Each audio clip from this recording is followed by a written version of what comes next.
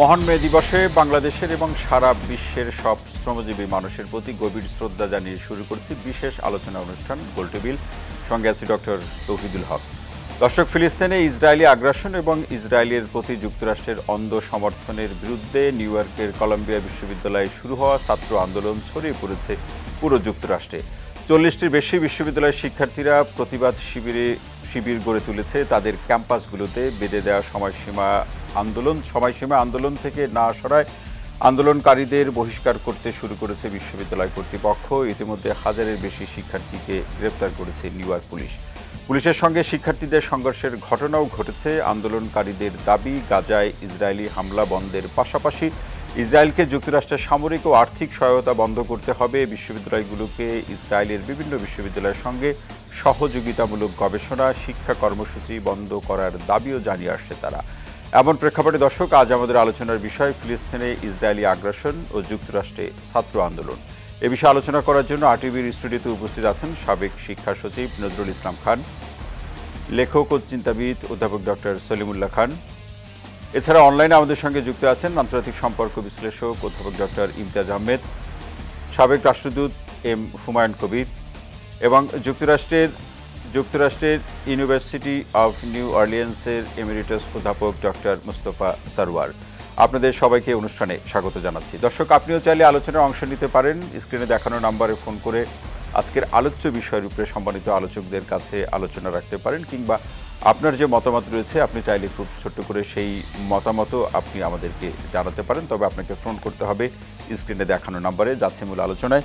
অধ্যাপক doctor Salimullah Khan sir, শুরুতে আপনার কাছে আসতে চাই। মার্কিন যুক্তরাষ্ট্রে বিশ্ববিদ্যালয়গুলোর শিক্ষার্থীরা যে আন্দোলন করছে তার প্রেক্ষাপটে বিশ্ববিদ্যালয় কর্তৃপক্ষ কিংবা কেউ কেউ বলছেন এটি সরকারেরও সিদ্ধান্তের কারণে বিশ্ববিদ্যালয় কর্তৃপক্ষগুলো এমন আচরণ করছে, তার বিশ্লেষণে যেটি বলা হচ্ছে সেটি মার্কিন যুক্তরাষ্ট্রের কেউ বা বৈশ্বিকভাবে ইসরায়েল ফিলিস্তিনের বিষয়গুলো নিয়ে যারা গবেষণা করছেন বা বিশ্লেষণ করছেন যে এটাই মার্কিন চরিত্র। আপনি কি সেটি মনে করেন কিনা? যে কোনো সরকারের যে চরিত্র সেটার সাথে মার্কিন সরকারের তো একটা মিল আছে, তবে মার্কিন সরকারের একটা বিশেষ চরিত্র আছে, কারণ তারা হচ্ছে বিশ্বের 1 নম্বর শক্তিশালী মোড়ল, তাই না? কিন্তু দুটো মিথ্যা কথা দিয়ে তারা এই আন্দোলনকে দমন করার চেষ্টা করছেন। এটা পৃথিবীর যে কোনো সাধারণ মানুষের কাছেও ধরা পড়ছে। তারা প্রথমে বলছে যে এই ছাত্রদের দাবি কি, তারা বলছে যে এরা অ্যান্টিসেমেটিক স্লোগান দিচ্ছে, মানে ইহুদি বিরোধী স্লোগান দিচ্ছে। ওরা বলছে প্রকৃত প্রস্তাবে আমরা ইসরায়েল সরকারের কিছু কিছু নীতির বিরোধিতা করছি, যেমন তাদের গাজায় অভিযান। তো সেই দিক থেকে এটাকে আমি বলবো এক ধরনের মানে প্রচারণামূলক যুক্তি। ইহুদি বিরোধিতা এবং ইসরায়েল রাষ্ট্র বিরোধিতা এক জিনিস নয়। ইসরায়েল রাষ্ট্রের যে ঐতিহাসিক ভিত্তি সেটাকে বলা হয় জায়নবাদ বা ইহুদি রাষ্ট্র, যেটার একটা তুলনা হচ্ছে দক্ষিণ আফ্রিকা। দক্ষিণ আফ্রিকা 1948 সন থেকে 1996-97 পর্যন্ত ছিল অ্যাপারথাইড স্টেট, মানে কালো এবং সাদারা আলাদা থাকবে একই রাষ্ট্রের মধ্যে। এইটাও স্যাটেলার কলোনি। ইসরায়েলও একটা স্যাটেলার কলোনি, মানে বাইরের থেকে এসে ইউরোপে এসে ইহুদিরা ওখানে বসতি স্থাপন করেছে। অতি অল্প সংখ্যক আরব ইহুদি ছিল। কাজে এখন তাদের যে নীতি, ছাত্রদের স্লোগানের মধ্যে দেখা যাচ্ছে কি অ্যান্ড অ্যাপারথাইড, অর্থাৎ আরব এবং ইহুদি আলাদা থাকবে, এইটা বন্ধ করো, সকল নাগরিককে সমান অধিকার দিতে হবে। এই সমস্ত দাবিকে যদি বলা হয় ইহুদি বিরোধিতা, এটা আমি মনে করি যেটা ভুল যুক্তি। আরেকটা ঘটনা আজকে লক্ষ্য করার বিষয়, সংবাদে দেখলাম, বিশেষ করে ইউনিভার্সিটি অফ ক্যালিফোর্নিয়া লস অ্যাঞ্জেলেসে এই সাদা মুখোশধারী ইসরায়েলপন্থী কতগুলো বলা যেত আক্রমণকারী সৎখানেক ছাত্রদের যে শিবিরগুলো বসেছে এনক্যাম্পমেন্ট, সেখানে আক্রমণ করেছে এবং অনেকে রক্তাক্ত করেছে, এবং সেটাকে প্রচার করছে সংবাদ মাধ্যমে যে এখানে বিক্ষোভকারী এবং প্রতিবিক্ষোভকারী, উল্টো বিক্ষোভকারীদের মধ্যে মারামারি হচ্ছে, বহিরাগত শব্দটাও বলছে। হ্যাঁ, এটা হচ্ছে আরেকটা যুক্তি। এবং তৃতীয় যুক্তিটা হচ্ছে বিশ্ববিদ্যালয়ে এদেরকে কেন অপসারণ করা হবে, সেখানে তাদের যুক্তি ছিল মার্কিন যুক্তরাষ্ট্রের সংবিধানের যেটাকে বলা হয় প্রথম সংশোধনী, ফার্স্ট অ্যামেন্ডমেন্ট অধিকার, যে বাক স্বাধীনতা নিরঙ্কুশ থাকবে, কিন্তু তাতে কি কি সীমাবদ্ধতা আরোপ করা হবে। সেক্ষেত্রে বলা হচ্ছে, একটা খুব মজার যুক্তি শুনলাম আজকে, বলে যে এই বিশ্ববিদ্যালয়ের ছাত্ররা এরা তো কিন্ডার গার্ডেনের ছাত্রছাত্রী নয়, এরা তো জানে তারা আইন ভঙ্গ করছে। মানে যে কোনো দেশে যেটা বলে আইন শৃঙ্খলা রক্ষাকারী বাহিনী যে যুক্তি দিয়ে থাকে, এরাও সেই যুক্তি দিচ্ছেন। তো সংক্ষেপে বলতে গেলে মার্কিন যুক্তরাষ্ট্র এখন এই দাবি মেনে নিতে চাইছে না। তো না চাওয়ার জন্য ছাত্রদের আন্দোলনকে দমন করতে তারা এখন বাধ্য হচ্ছে। দুঃখের বিষয় যে আর 2 সপ্তাহ গেলেই মার্কিন যুক্তরাষ্ট্রের অধিকাংশ বিশ্ববিদ্যালয়ের, যেটাকে বলে স্প্রিং সেমেস্টার, এই বসন্ত ঋতু, এটা শেষ হবে, ছাত্রছাত্রীরা নানা জায়গায় চলে যাবে। কিন্তু সেইটাও তারা সহ্য করতে পারছে না। আর লক্ষ্য করার বিষয়, যুক্তরাষ্ট্রে আজকে সর্বশেষ খবরে দেখলাম প্রায় 89টি বিশ্ববিদ্যালয়ে এটা ছড়িয়ে পড়েছে। তার অনুসরণে আরও একটা জিনিস লক্ষ্য করার বিষয়, কানাডার বেশ কয়েকটা বিশ্ববিদ্যালয়ে, ব্রিটিশ কলাম্বিয়া, ম্যাকগিল এবং অন্যান্য, তাছাড়া অস্ট্রেলিয়াতেও 2-1টি ইউনিভার্সিটিতে ছড়িয়ে পড়েছে। একজন আমার বন্ধু আমাকে মন্তব্য করলেন যে এশিয়া মহাদেশের কোনো বিশ্ববিদ্যালয়ে এমন কোনো বিক্ষোভ আমরা দেখছি না। যেমন আমাদের বাংলাদেশেও একটা অদ্ভুত ধরনের, মানে একটা ভয়ঙ্কর নীরবতার ভাষাটাও কিন্তু একটা ভাষা। এইটা কেন হলো, এটাও আমাদের বোধহয় বিবেচনা করতে হবে। মার্কিন যুক্তরাষ্ট্রে শুধুমাত্র মার্কিন ক্ষমতা প্রসারিত নয়, সেখানে প্রসারিত মার্কিন নাগরিকদের আন্দোলন করার অধিকার আছে। কিন্তু সারা পৃথিবীতে এই পলিসির বিরুদ্ধে, যেখানে আমরা লক্ষ্য করেছি, একটু সংক্ষেপে বলি, 60-এর দশক এবং 70-এর দশকে ভিয়েতনাম যুদ্ধবিরোধী আন্দোলনের স্মৃতি এখন মনে পড়ছে। তখন যে পর্যায়ে আন্দোলন গেছিল, এখনও সে পর্যায়ে জানি, এটা মাত্র শুরুর পর্যায়ে, যাকে বলে শান্তিপূর্ণ বিক্ষোভ এবং প্রতিবাদ। ছাত্ররা এমন কোনো হিংসার আশ্রয় নিয়েছে তার কোনো প্রমাণ পাওয়া যায় নাই। তবু তারা বিশ্ববিদ্যালয় কর্তৃপক্ষ কোথাও বলছে তারা একটা দালান দখল করে আছে। আর বিশ্ববিদ্যালয়ের মধ্যে ক্যাম্প করে থাকলে তো দখল করা হবেই। সেটাকে দমন করার জন্য যে ভাষা ব্যবহার করা হচ্ছে, এটাই হচ্ছে উদ্বেগের বিষয়। জি, অসংখ্য ধন্যবাদ অধ্যাপক ডক্টর সলিমুল্লাহ খান স্যার। আরও আলোচনা শুনবো। দর্শক, আমাদের সঙ্গে মার্কিন যুক্তরাষ্ট্র থেকে একজন অধ্যাপক যুক্ত আছেন, তার কাছে আলোচনা যেতে চাই। অধ্যাপক ডক্টর মোস্তফা সরোয়ার স্যার, আপনার কাছে আসতে চাই যে সারা বিশ্বের নাগরিক যে মতামতের প্রসঙ্গ, মানবাধিকারের সেই প্রসঙ্গ নিয়ে মার্কিন যুক্তরাষ্ট্রের যে সবক অথবা তাদের যে নীতিবাক্য, সেগুলো তো আমরা সবাই কম বেশি জানি। কিন্তু তার নিজের দেশের বিশ্ববিদ্যালয়ের শিক্ষার্থীদের প্রশ্নে মার্কিন যুক্তরাষ্ট্রের এই আচরণের যে ধরন, তার প্রেক্ষাপটে অধ্যাপক ডক্টর সলিমুল্লাহ খান স্যার বিচার বিশ্লেষণ করলেন। আপনি মার্কিন যুক্তরাষ্ট্রে আছেন, আপনি সেখানকার পরিস্থিতি কিভাবে দেখছেন? আপনার বিশ্লেষণ শুনে নিতে চাই। ছাত্রদের অধিকার, যেটা মানে মানে ফ্রিডম অফ এক্সপ্রেশন, যেটা সলিমুল্লাহ খান ঠিক করেই বলেছেন যে এটা যুক্তরাষ্ট্রের কনস্টিটিউশনের অ্যামেন্ডমেন্ট নাম্বার 1।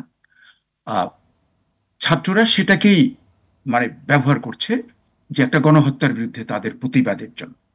কাজে এক্ষেত্রে তাদের রাইট রয়েছে এবং এটাকে বাধা দেওয়ার কোনো কারণ আমি দেখি না। এখন এটা যে বাধা দিচ্ছে যারা, সেখানে কিন্তু আমাদের একটু ক্যাটেগরাইজ করতে হবে। এটা কিন্তু যুক্তরাষ্ট্রের সেন্ট্রাল গভর্নমেন্ট এখন পর্যন্ত এটা জড়িত নেই। যেটা হচ্ছে যে লোকাল পুলিশ অথবা বিশ্ববিদ্যালয় পুলিশ, প্রত্যেকটা বিশ্ববিদ্যালয়, আমি একবার ভাইস চ্যান্সেলর ছিলাম, একবার অ্যাসোসিয়েট প্রভোস্ট ছিলাম, আমাদের আন্ডারে পুলিশ ছিল, police force in the academic institution. কাজে সেই পুলিশরাও এ সমস্ত করছে, বাধা দিচ্ছে। আবার মানে আজকের খবরে দেখলাম যে কলাম্বিয়া ইউনিভার্সিটি নিউ ইয়র্ক স্টেটকে রিকোয়েস্ট করেছে পুলিশ দেওয়ার জন্য, কিন্তু ফেডারেল গভর্নমেন্টের কিন্তু এখন পর্যন্ত এ ব্যাপারে কোনো ইনভলভমেন্ট নেই। তাহলে না, কিন্তু এখানে অধ্যাপক ডক্টর মোস্তফা সরোয়ার স্যার, কিন্তু কেউ কেউ বলার চেষ্টা করছেন যে আসলে কেন্দ্রীয় সরকারের বা প্রশাসনের একটা ইঙ্গিত আছে এখানে। কেউ কেউ বলছেন, আপনার কাছ থেকে যথার্থতা শুনতে চাই। কেউ বললেও আমি সেটাকে মানে আমি সন্দেহের চোখে দেখব। তার কারণ বাইডেনের নির্বাচনে নির্বাচিত হওয়া আগামী নভেম্বরে ঝুলে গেছে, মানে সে হেরে যাওয়ার সম্ভাবনা খুবই বেশি। এবং এই যে প্রোগ্রেসিভ ফ্রন্ট, এরা কিন্তু সব ডেমোক্রেটিক পার্টিকেই ভোট দেয়, কিন্তু এরাই এই আন্দোলনটায় জয়েন করেছে। এবং কলম্বিয়ার যে আন্দোলনটা হচ্ছে, সেখানে কিন্তু মানে অলমোস্ট হাফ অ্যান্ড হাফ লিডারশিপে জুইশ স্টুডেন্ট ফ্রন্ট আছে কতগুলো, ওরাও কিন্তু পার্টিসিপেট করছে এর সঙ্গে। এবং অন্যান্য বিভিন্ন বিশ্ববিদ্যালয়ে জুইশ, মুসলিম, প্রোগ্রেসিভ, অল ইয়াং জেনারেশন, যাদের একটু বিবেক বুদ্ধি আছে, তারা ওই গাজার গণহত্যাকে তারা প্রতিবাদ করছে। কাজে এরা সব একত্র হয়ে এই আন্দোলন করছে এবং এই আন্দোলন আস্তে আস্তে ছড়িয়ে যাচ্ছে। কাজে বাইডেন অ্যাডমিনিস্ট্রেশন, তাদের খুব ফাইন লাইন নেভিগেট করতে হচ্ছে, কারণ এরা কিন্তু তারই ভোটার। কাজে এরা যদি ভোট দিতে না যায়, অভিমান করে যদি ভোট দিতে না যায়, তাহলে কিন্তু বাইডেনের জন্য আগামী নির্বাচনে হেরে যাওয়া একদম নির্ধারিত। মানে হি ক্যানট। যেমন মিশিগানে সে এখন উইন করবে কিনা আমার যথেষ্ট সন্দেহ আছে। আমি আজকে সকালবেলা দেখলাম মাইকেল মুরের একটা নিউজ, উনি বলেছেন যে মিশিগানে এই গাজার ব্যাপারে যে প্রতিবাদটা এত এত মানে এত প্রখর যে ওই মিশিগানে যদি বাইডেন হেরে যায় তাহলে সে পুরো নির্বাচনে হেরে যাবে। কিন্তু আমি মনে করছি শুধু মিশিগান নয়, আমার মনে হয় swing state like Georgia, Pennsylvania, Minnesota এবং উইসকনসিন, এগুলোতে তার অবস্থা কিন্তু, এবং অ্যারিজোনাতে, নেভাডাতে তার অবস্থা কিন্তু জটিল হয়ে যাচ্ছে।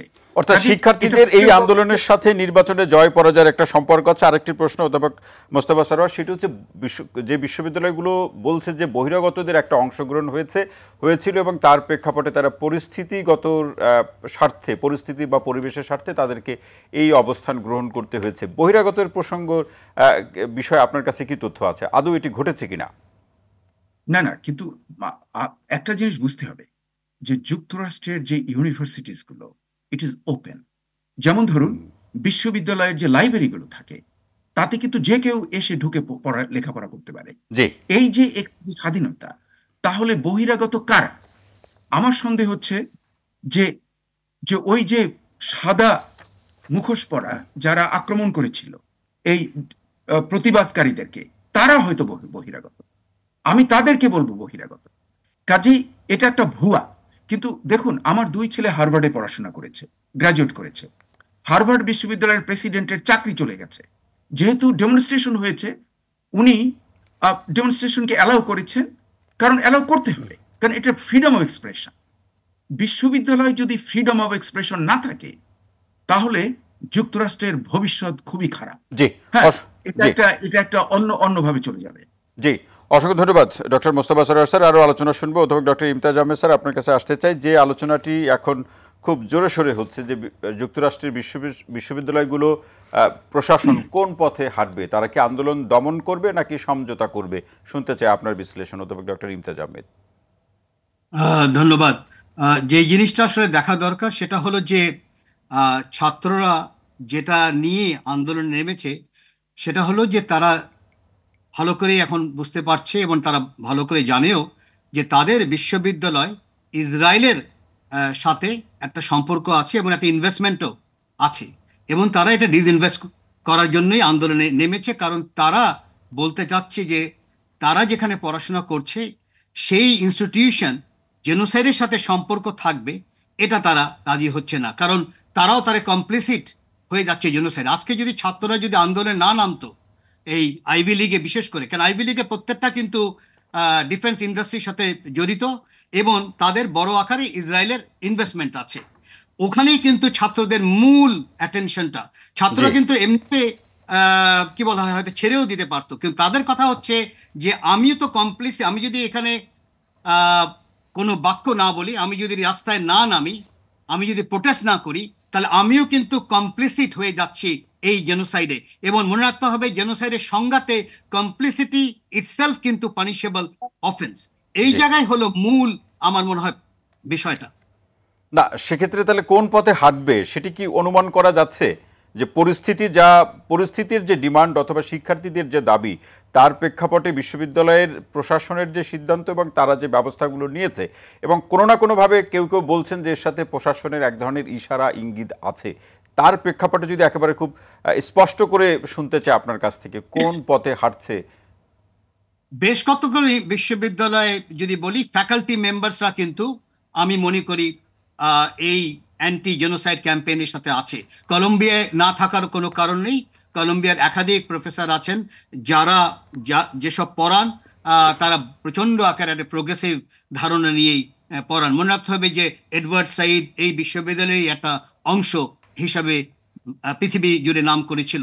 তো আমার কথা হচ্ছে যে যেই জায়গায় অ্যাটেনশনটা আমরা এখন দিচ্ছে ছাত্ররা, এই ডিসইনভেস্ট করা, এখান থেকে এই ছাত্ররা আমার মনে হয় না কোনোভাবে নড়ে উঠবে। এখন দেখা দরকার অ্যাডমিনিস্ট্রেশন কত তাড়াতাড়ি এই ডিসইনভেস্টমেন্ট যে পলিসির কথা বলা হচ্ছে সেটাই কতখানি তারা রাজি থাকে।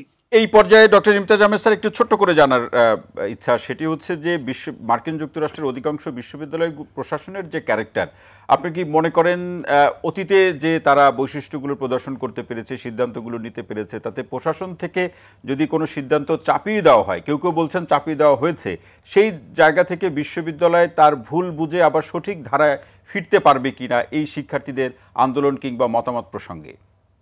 খুব বলা মুশকিল, কারণ পুরো প্রশাসনই ভালো করে জানে তারা রীতিমতো হয় জুইশ লবির সাথে তাদের সম্পর্ক, নাহলে জুইশ ইনভেস্টমেন্টের সাথে সম্পর্ক, নাহলে ইসরায়েলের যে ইনভেস্টমেন্ট তার সাথে সম্পর্ক, নাহলে মিলিটারি ইন্ডাস্ট্রিয়াল কমপ্লেক্সের সাথে সম্পর্ক।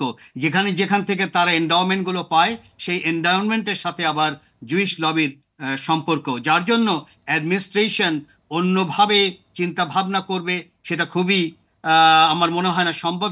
যেটা হচ্ছে সেটা হলো যে একাধিক প্রেসিডেন্ট স্যাকড হয়ে যাচ্ছে। যদি সেই প্রেসিডেন্ট যদি ঠিক ইসরায়েলের পক্ষে বা আমেরিকার যে কাঠামোর পক্ষে আছে, মেইন স্ট্রিম কাঠামোর পক্ষে যদি না থাকে, তাহলে তাকে সরে যেতে হবে। সে ওখানে বসে একেবারে একটা জেনোসাইডের বিরুদ্ধে বা ইসরায়েলের বিরুদ্ধে পদক্ষেপ নিবে, সেটা সম্ভব না। জি, অসংখ্য ধন্যবাদ অধ্যাপক ডক্টর ইমতিয়াজ আহমেদ স্যার। আলোচনা শুনবেন নজরুল ইসলাম খান। স্যার, আপনার কাছে আসতে চাই যে আসলে এই প্রশ্নটি যেটি সলিমুল্লাহ স্যারকেও করেছিলাম, আপনার কাছেও জানতে চাই, সেটি হচ্ছে আমাদের বাংলাদেশের মানবাধিকারের প্রসঙ্গ, নির্বাচনের আগে নানা প্রসঙ্গে মার্কিন যুক্তরাষ্ট্রের মতামত, তাদের একেবারে গবেষণা করে তাদের প্রতিবেদনও আছে, কিন্তু তারা বৈশ্বিকভাবে মানুষের অধিকারের প্রসঙ্গ বলছে, শিক্ষার্থীদের যে মৌলিক যে প্রসঙ্গগুলো, নাগরিকের মৌলিক প্রসঙ্গগুলো বলছে। কারণ নিজের দেশে যখন এই ধরনের অবস্থাগুলো আমরা দেখি, তাহলে এটাই কি আসলে আমরা দিন শেষে বলতে পারি কিনা যে আলোর নিচেই অন্ধকার বেশি? এটা নতুন কিছু না। আমরা দেখি ইতিহাস থেকে পৃথিবীতে যারা বৃহৎ শক্তি বলতে যেটা বোঝায়, তারা সবই এই রকমেরই আচরণ করেছে। এবং প্রফেসর সলিমুল্লাহ সাহেব যেটা বলছিলেন, আমি সম্পূর্ণ একমত যে এখনও কিন্তু আমরা দেখি যে দেখি ভিয়েতনাম যুদ্ধের সময় কিন্তু যতদূর মনে পড়ে 20 জন শিক্ষার্থীকে গুলি করে মারা হয়েছিল, 20 জন। এখনও সেরকম কিছু হয়নি। কিন্তু যে একটা বিষয় দেখছি যে ইউসিএলএতে যেটা হয়েছে, বাইরের থেকে এসে পটকা মেরেছে, তারপরে লাঠিসোঁটা দিয়ে পিটিয়েছে, এবং পুলিশ ছিল, পুলিশে কোনো হস্তক্ষেপ করেনি। বরং এর পরে পুলিশ এসে যারা প্রতিবাদকারী তাদেরকে ডিসপার্স করেছে। এটা তো পরিষ্কার যে এটা সরকারের ইঙ্গিত আছে। যদিও লোকাল গভর্নমেন্ট তো হয় রিপাবলিকান না হলে ডেমোক্রেটদের আছে, সুতরাং কোনো সন্দেহ নেই এটা। আর সরকারের ইঙ্গিত না থাকুক, সবচেয়ে বড় কথা একটা বৃহৎ জনগোষ্ঠীর যাদের ইঙ্গিত আছে। কারণ আমরা দেখি যে জনমতে যেটা দেখি, যারা একটু বয়স্ক তারা সব ইসরায়েলের পক্ষে, আর যারা ইয়াং তাদের একটা বড় অংশ এদিকে। তবে মার্কিন সরকার কি সমন্বয় করছে ওইভাবে? তো আর নিশ্চয়ই বলেন, নিশ্চয়ের পিছনে কাজ করছে, তা নাহলে কি করে সম্ভব? উদাহরণ হিসেবে আমরা দেখি যে দুইটা পার্টি, রিপাবলিকান এবং ডেমোক্রেট, তারা তো দেখছি কঠিনভাবেই এই প্রতিবাদকারীদের বিরুদ্ধে তারা তো উস্কানি দিচ্ছে রাদার। এবং ফক্স টেলিভিশনের দেখলে আগের আমলে আমরা শুনেছি যে বিটিভিকে বলা হতো সাহেব বিবি গোলাম, কিন্তু আপনারা যদি দেখেন তাহলে আমার মনে হবে যে এই বিটিভি তার কাছে কিছুই না, একেবারেই কিছুই না। গাজার কোনো কিছু দেখাই না, বরং তারা বলছে অ্যান্টিসেমিটিজম বলছে, তারা খুব ভয় পাচ্ছে। ইহুদি ছেলেমেয়েরা ক্যাম্পাসে যাওয়ার জন্য দু একজনের সাক্ষাৎকার দিচ্ছে, এবং সাক্ষাৎকার কাদের দেখলাম, একজন ইরান থেকে এসেছে পালিয়ে, এরকম একটা মেয়ের সাক্ষাৎকার দেখালো। আরেকটা মেয়েকে দেখানো হচ্ছে যে তার হাত কেটে দিচ্ছিল, তার ওখানে খুবই হামাসের লোকেরা খুব খারাপ, প্যালেস্টাইনেরা খুব খারাপ, কিন্তু তার চেহারাটা দেখে মনে হয় না যে এটা আরব, অন্যরকম চেহারা লাগে। যাই হোক, আরও অনেক কিছু এমন মনে হচ্ছে দেখে দূর থেকে মনে হয় কনকক্টেড। তো এইটা পিছনে তো ডেফিনেটলি আছে, তার কারণ তারা যদি বিদেশে তাদের সিআইএ দিয়ে অনেক কিছুই করতে পারে, সরকার প্রধান, রাষ্ট্রপ্রধান থেকে আরম্ভ করে অনেক ঘটনা ঘটাতে পারে, তাহলে তাদের দেশে কাজ করবে না কিভাবে বিশ্বাস করা যায়? কি মেসেজটা তারা আসলে দিতে চায় এখানে? তারা যা যেভাবে চালাতে চায় সেইভাবেই তারা চালাতে চায়, তাদের কথা শুনতে হবে, এটাই বোধহয়। দুটি পার্টি সেখানে কি কোনো শিক্ষিত, সেখানে কি কোনো মানবিক লোক নেই? আমার কিছুদিন আগে মনে হতো, আমি যেহেতু শিক্ষা সচিব ছিলাম, আমাকে জিজ্ঞাসা করেছিল টেলিভিশনে যে আমাদের লেখাপড়া কি। আমি বলি দেখেন, আমাদের লেখাপড়া হয়তো টেকনোলজির দিক থেকে আমরা পিছিয়ে আছি ইনোভেশনে, কিন্তু মানবিক দিক থেকে আমরা অনেক এগিয়ে আছি। কিন্তু এই আমেরিকার এই আন্দোলনটা দেখে তো মনে হলো যে না, যেগুলো পৃথিবীর সেরা বিশ্ববিদ্যালয় সেখানে ভালো কিছুই শেখানো হয় তাদেরকে। তাই আমার মনে হচ্ছে এটা দেখে। কিন্তু আমার কাছে অবাক লাগছে, যারা ইউরোপ এবং আমেরিকার সরকার প্রধান, রাষ্ট্রপ্রধান, তারা তো বড় বড় জায়গায় পড়েছে, তারা কেন এরকম বিহেভ করে? তাহলে তাদের মনের গভীরে কি একটা ধর্মীয় বিদ্বেষ আছে মুসলিমদের প্রতি? কিন্তু ইয়াং লোক, আধিপত্য বিস্তারের প্রশ্নে আমার মনে হয়, আমি সংযোগ খুবই নাও ভালো থাকতে বই পারে। পাই না যে জিওপলিটিক্সের, কিন্তু থিওপলিটিক্সের একটা বিষয় আছে, তারা কিছুতেই কিন্তু ছাড় দিতে চায় না। আমরা দেখি, আমার কাছে মনে হয় দিস ইজ নাথিং বাট এই সরকারগুলো এক্সটেনশন অফ মানে ধর্মযুদ্ধেরই এক্সটেনশন মনে হয় তাদের। তখন আপনি দেখেন, আগে যখন ক্রুসেড হতো, তখন কিন্তু আগে জার্মানিতে আমি তো দেখি যে আগে ইহুদিদের মেরে তারপরে এখানে আসতো। কেন তারা এই ইহুদিদের মেরেছে? তখন তাদের ধারণা ছিল যে তাদের যীশু খ্রিস্টকে কিন্তু ইহুদিরাই চাপ দিয়ে তো তাকে ক্রুশবিদ্ধ করতে বাধ্য করেছে। পঞ্চায়েত পিলাত তো খুব একটা রাজি ছিল না। আর সুবিধা ছিল যে সেই সময় আমার যতদূর মনে পড়েছি যে সেই সময় যিনি রোমের শাসনকর্তা ছিলেন তিনি তো খ্রিস্টান হয়েছিলেন, কিন্তু তার ওয়াইফও খ্রিস্টান হয়েছিলেন। সুতরাং মনে হচ্ছে এরকম, কিন্তু আর এরকম কিছু একটা আছে। এবং পুরনো লোকগুলো তারা সবাই কিন্তু দেখেন এটাকে সমর্থন করতে। সুতরাং এইটা সরকারের ডেফিনেটলি ইঙ্গিত আছে। সরকার খুব নেকেডলি সরকারের ইঙ্গিত হিসেবে আপনি দেখছেন। কারণ নজরুল ইসলাম খান, ট্রাম্প তো বলছে, ট্রাম্পের বক্তব্য আরো আলোচনা শুনবো। সাবেক রাষ্ট্রদূত এম হুমায়ুন কবির, আপনার কাছেই আসতে চাই যে আসলে এই ফিলিস্তিন এবং ইসরায়েলের প্রসঙ্গে যে শিক্ষার্থীদের যে আন্দোলন, সেই আন্দোলনের সূত্রে ধরে যাই ঘটুক, যতটুকু যা ঘটেছে, সেই জায়গা থেকে এটা কি আমরা প্রত্যাশা করতে পারি কিনা, বা আপনি সেই দৃষ্টিতে দেখেন কিনা যে ইসরায়েল প্রশ্নে মার্কিন যে নীতি, সেই নীতিতে কোনো পরিবর্তন কি আসতে পারে? ধন্যবাদ আপনাকে। জি, আপনার প্রশ্নের সংক্ষিপ্ত উত্তর হবে যে হ্যাঁ, আসবার একটা সম্ভাবনা অন্তত তৈরি হয়েছে। যে ইসরায়েল নিয়ে মার্কিন যুক্তরাষ্ট্রে গত 50 বছর ধরে যে মানে ঐক্যমত্য যদি বলি আমরা, যেটা ছিল সেটা কিন্তু ভেঙে গেছে, এটা স্পষ্ট। এবং এতক্ষণ ধরে আমাদের বনি আলোচক বৃন্দ যারা আছেন তারা যে প্রসঙ্গটা তুললেন, আমি দুই একটা জায়গায় একটু বলতে চাই যে এখানে একটা পাওয়ার এন্ড নন পাওয়ার, আপনি যে সিটিজেন্স বলেন এবং ক্ষমতা বলেন, তার মধ্যে কিন্তু একটা বিভাজন প্রতীয়মান হচ্ছে স্পষ্ট, যেটা আপনারা তো দেখতেই পাচ্ছেন। আপনি প্রশ্নটা দুবার করেছিলেন যে এর মধ্যে সরকারের হাত কতটুকু, তার ইশারা ইঙ্গিত কতটুকু, সরকারের হাত কতটুকু আছে। আমি দুই একটা দৃষ্টান্ত, গতকালই 25 জন কংগ্রেসম্যান তারা কিন্তু এই অ্যাডমিনিস্ট্রেশনের কাছে অনুরোধ করেছে এবং তারা বলছে যে তোমরা সরকার এই যারা মানে আন্দোলন করছে তাদেরকে ক্যাম্পাস থেকে সরাবার জন্য উদ্যোগ গ্রহণ করো। এবং এই 25 জন কংগ্রেসম্যানের মধ্যে কিন্তু নিউ ইয়র্কের কংগ্রেসম্যান অনেক আছে। এখন যেটা দেখবার বিষয় সেটা হচ্ছে যে নিউ ইয়র্কের যারা, নিউ ইয়র্ক স্টেটটা কিন্তু ব্লু, এটাকে ডিপ ব্লু স্টেট বলা হয়, এর সব কিন্তু ডেমোক্রেট।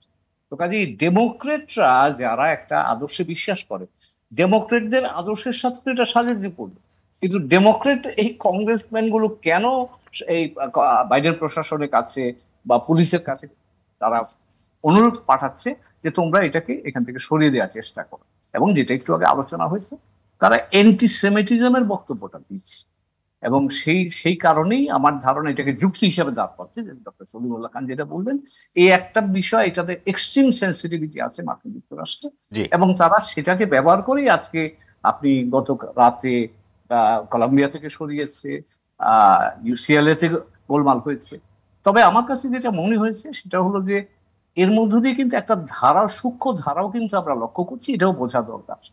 ব্রাউন বিশ্ববিদ্যালয়, আপনি যে আইভি লিগ যদি বলেন, সেই ব্রাউন বিশ্ববিদ্যালয় কিন্তু সিদ্ধান্ত নিয়েছে যে এই ডিসইনভেস্ট করার ব্যাপারে তাদের বোর্ড এটা আলোচনা করবে, এই সিদ্ধান্ত তারা কিন্তু নিয়েছে।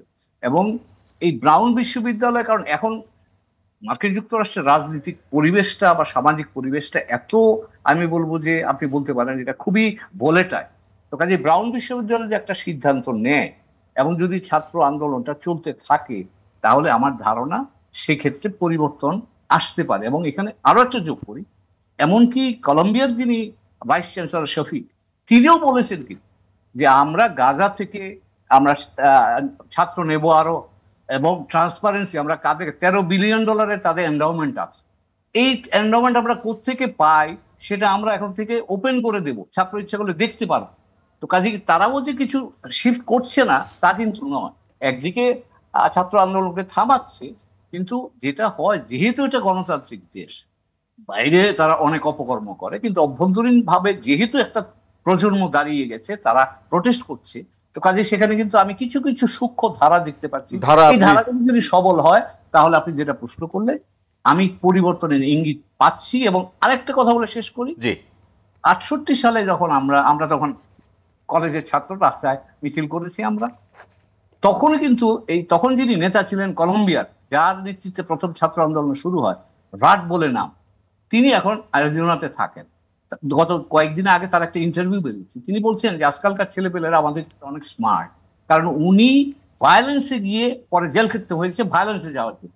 তিনি বলছেন যে এই নতুন প্রজন্ম বুদ্ধিমান, তারা কিন্তু ভায়োলেন্সে যাচ্ছে না, কিন্তু তাদের বক্তব্যটাকে তারা পৌঁছে দিচ্ছে মানুষের কাছে।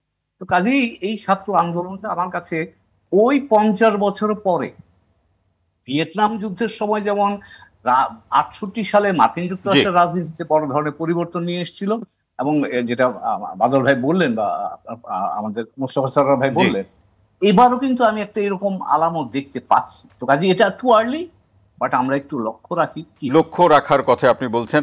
হুমায়ুন কবির, অসংখ্য ধন্যবাদ। আবার অধ্যাপক ডক্টর সলিমুল্লাহ খান স্যার আসছে। ঢাকা বিশ্ববিদ্যালয়ের শিক্ষার্থীদের একটি সংগঠন একবার এই ইসরায়েল এবং ফিলিস্তিনিদের এই প্রসঙ্গে আলোচনা রেখেছিল, আপনি প্রধান বক্তা ছিলেন আমার যতটুকু মনে পড়ে 2015 বা 16 সালের দিকে। তখন আপনি একটা শব্দ ব্যবহার করেছিলেন যে ট্র্যাজেডি।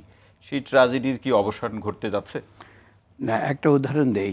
ভিয়েতনাম যুদ্ধের সময় আমেরিকার ডিফেন্স সেক্রেটারি বা যুদ্ধমন্ত্রী ছিলেন ম্যাকনামারা, যে সময় তিনি পরে তার স্মৃতিকথা প্রকাশ করেছেন ইন রেট্রোস্পেক্ট। সেখানে তিনি বলছেন তার নিজের 3টি ছেলে মেয়ে তারা সকলেই যুদ্ধবিরোধী আন্দোলনে অংশগ্রহণ করেছে এবং তাকে তারা ত্যাগ করেছে। এবং তখন তিনি টেলিভিশনে বলার সময় চোখের পানি পড়ছিল তার। এটা অনেক পরে, 20 বছর পরে স্মৃতিচারণ করতে গিয়ে তার যখন আত্মজীবনী বেরিয়েছে স্মৃতিকথা। সেই জন্য বলছি যে এই রাষ্ট্রদূত হুমায়ুন কবির সাহেব যেটা বললেন, মার্কিন যুক্তরাষ্ট্রের মধ্যে জনমতের মধ্যে যেটা বিভাজন তৈরি হচ্ছে, তার একটা হচ্ছে সম্প্রতি একটা জরিপ হয়েছে 18 থেকে 35 বছর বয়স্কদের মধ্যে, তাতে দেখা যাচ্ছে শতকরা 19 ভাগ জো বাইডেনের নীতিকে সমর্থন করছেন, 81 ভাগ করছেন না। সেটা মার্কিন যুক্তরাষ্ট্রের ইতিহাসেও একটা অভূতপূর্ব ঘটনা। এই জন্য যে তাদের মতামতের মধ্যে পরিবর্তন হয়েছে, এটা হচ্ছে প্রথম কথা। এখন আপনি ট্র্যাজেডির প্রশ্নে আসি।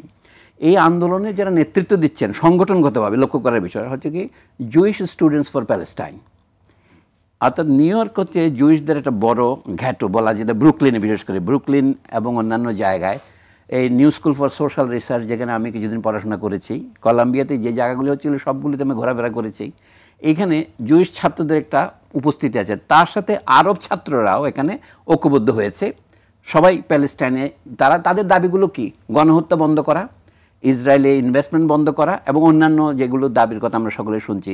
আর স্লোগানের মধ্যে দেখছেন চিজ ফায়ার নাও। তো এই সাধারণ দাবি মার্কিন সরকারের পক্ষে কেন গ্রহণ করার মতো অবস্থা থাকবে না? এখন সেই জন্য দুইটা কথা যদি আপনি সামনে আনেন, ইসরায়েলের প্রতিষ্ঠা হয়েছে একটা যুক্তিকে কেন্দ্র করে, যে যুক্তির ঐতিহাসিক ভিত্তি দুর্বল। 1948 সনে ইসরায়েল প্রতিষ্ঠা হওয়ার আগে, তার আগের অন্তত 30 বছর ধরে সেখানে ইউরোপ থেকে ইহুদিদের এনে বসত করা হয়েছে। এই জন্য অনেকে একজন বলেছেন যে আপনার ঘরে আগুন লেগেছে, আপনি লাফ দিয়ে আরেকজনের ঘাড়ের উপর চড়ে বসছেন। কারণ এইটাকে ইতিহাসের ট্র্যাজেডি বলে, যেখানে উভয় পক্ষেরই মনে হয় নির্যাতিত। একদল নির্যাতিত লোক যারা ইউরোপে নির্যাতিত হয়েছে, যারা ইউরোপীয় ইহুদি আশকেনাজি, তারা এসে এখন চেপে বসেছে ইহুদিদের মধ্যে যারা সবচেয়ে প্রতিভাবান পণ্ডিত, তারাও এই কথা স্বীকার করছেন। একজন নিউ হিস্টোরিয়ান যাদের ইলান পাপ্পে এবং অন্যান্যরা, তাদের লেখা পড়লেও দেখা যায় তারা দেখাচ্ছেন যে নীতি ফলো করা হচ্ছে এটা জায়নিস্টদের নীতি। এটা আরবদেরকে উৎখাত করে সেখানে একটা ইহুদি রাষ্ট্র তৈরি করা, গণতান্ত্রিক রাষ্ট্র তৈরি করা নয়। যদিও আমাদের দেশে একটা প্রচার আছে যে মধ্যপ্রাচ্যে একমাত্র গণতান্ত্রিক রাষ্ট্র হচ্ছে ইসরায়েল, ব্যাপারটা তা নয়, কিন্তু এটা অ্যাপারথাইড রাষ্ট্র, আমি আবারও বলেছি। তো দক্ষিণ আফ্রিকা যেভাবে সমাধান হয়েছে তার সে পার্থক্যটা বলছি, সেটা কি, এখানে ধর্মের প্রশ্নটা গুরুত্বপূর্ণ। নেলসন ম্যান্ডেলা 27 বছর জেলে ছিলেন, আমরা সকলেই জানি। তারপরে এখন দক্ষিণ আফ্রিকায় সাদা কালোরা মিলে এক রাষ্ট্রের মধ্যে এক ধরনের ক্ষমা অথবা পরস্পরকে ক্ষমা করে দিয়ে একসাথে আছে না, ভবিষ্যৎ আমি বলতে পারি না, বর্তমানে আছে তো। এই ধরনের সম্ভাবনা কি মধ্যপ্রাচ্যে মানে ফিলিস্তিনে সম্ভব? একটা গণতান্ত্রিক ফিলিস্তিনি রাষ্ট্র হবে, অনেকেই সেটা অসম্ভব ছেড়ে দিয়ে দুই রাষ্ট্র সমাধানের কথা বলেছিল। কিন্তু এই আলোচনাটি তো আছে যে কেউ কেউ মনে করছেন যে আন্দোলন সংগ্রাম সেটি যাই হোক না কেন, শিক্ষার্থী অথবা নাগরিক সমাজের পক্ষ থেকে সেটি হলো মার্কিন যুক্তরাষ্ট্র ইসরায়েল প্রসঙ্গে তার নীতিতে অটুট থাকবে। আচ্ছা, মার্কিন যুক্তরাষ্ট্রের নীতিটাকে আমি সেটা ট্র্যাজেডি কেন বলেছিলাম সেটাই বলছি। এই যে 1993-তে হোয়াইট হাউসের লনে বিল ক্লিনটন দুইজনের পিঠে হাত দিয়ে একটা রোমান সম্রাটের মতো করে, সলিমুল্লাহ খান এই ক্ষমা করবেন, এই আলোচনাটা আমরা বিরতির পরে আপনার কাছ থেকে শুনবো। দর্শক, আপনারা দেখছেন বিশেষ আলোচনা অনুষ্ঠান গোলটেবিল। নিচে ছোট্ট বিরতি, সঙ্গেই থাকুন।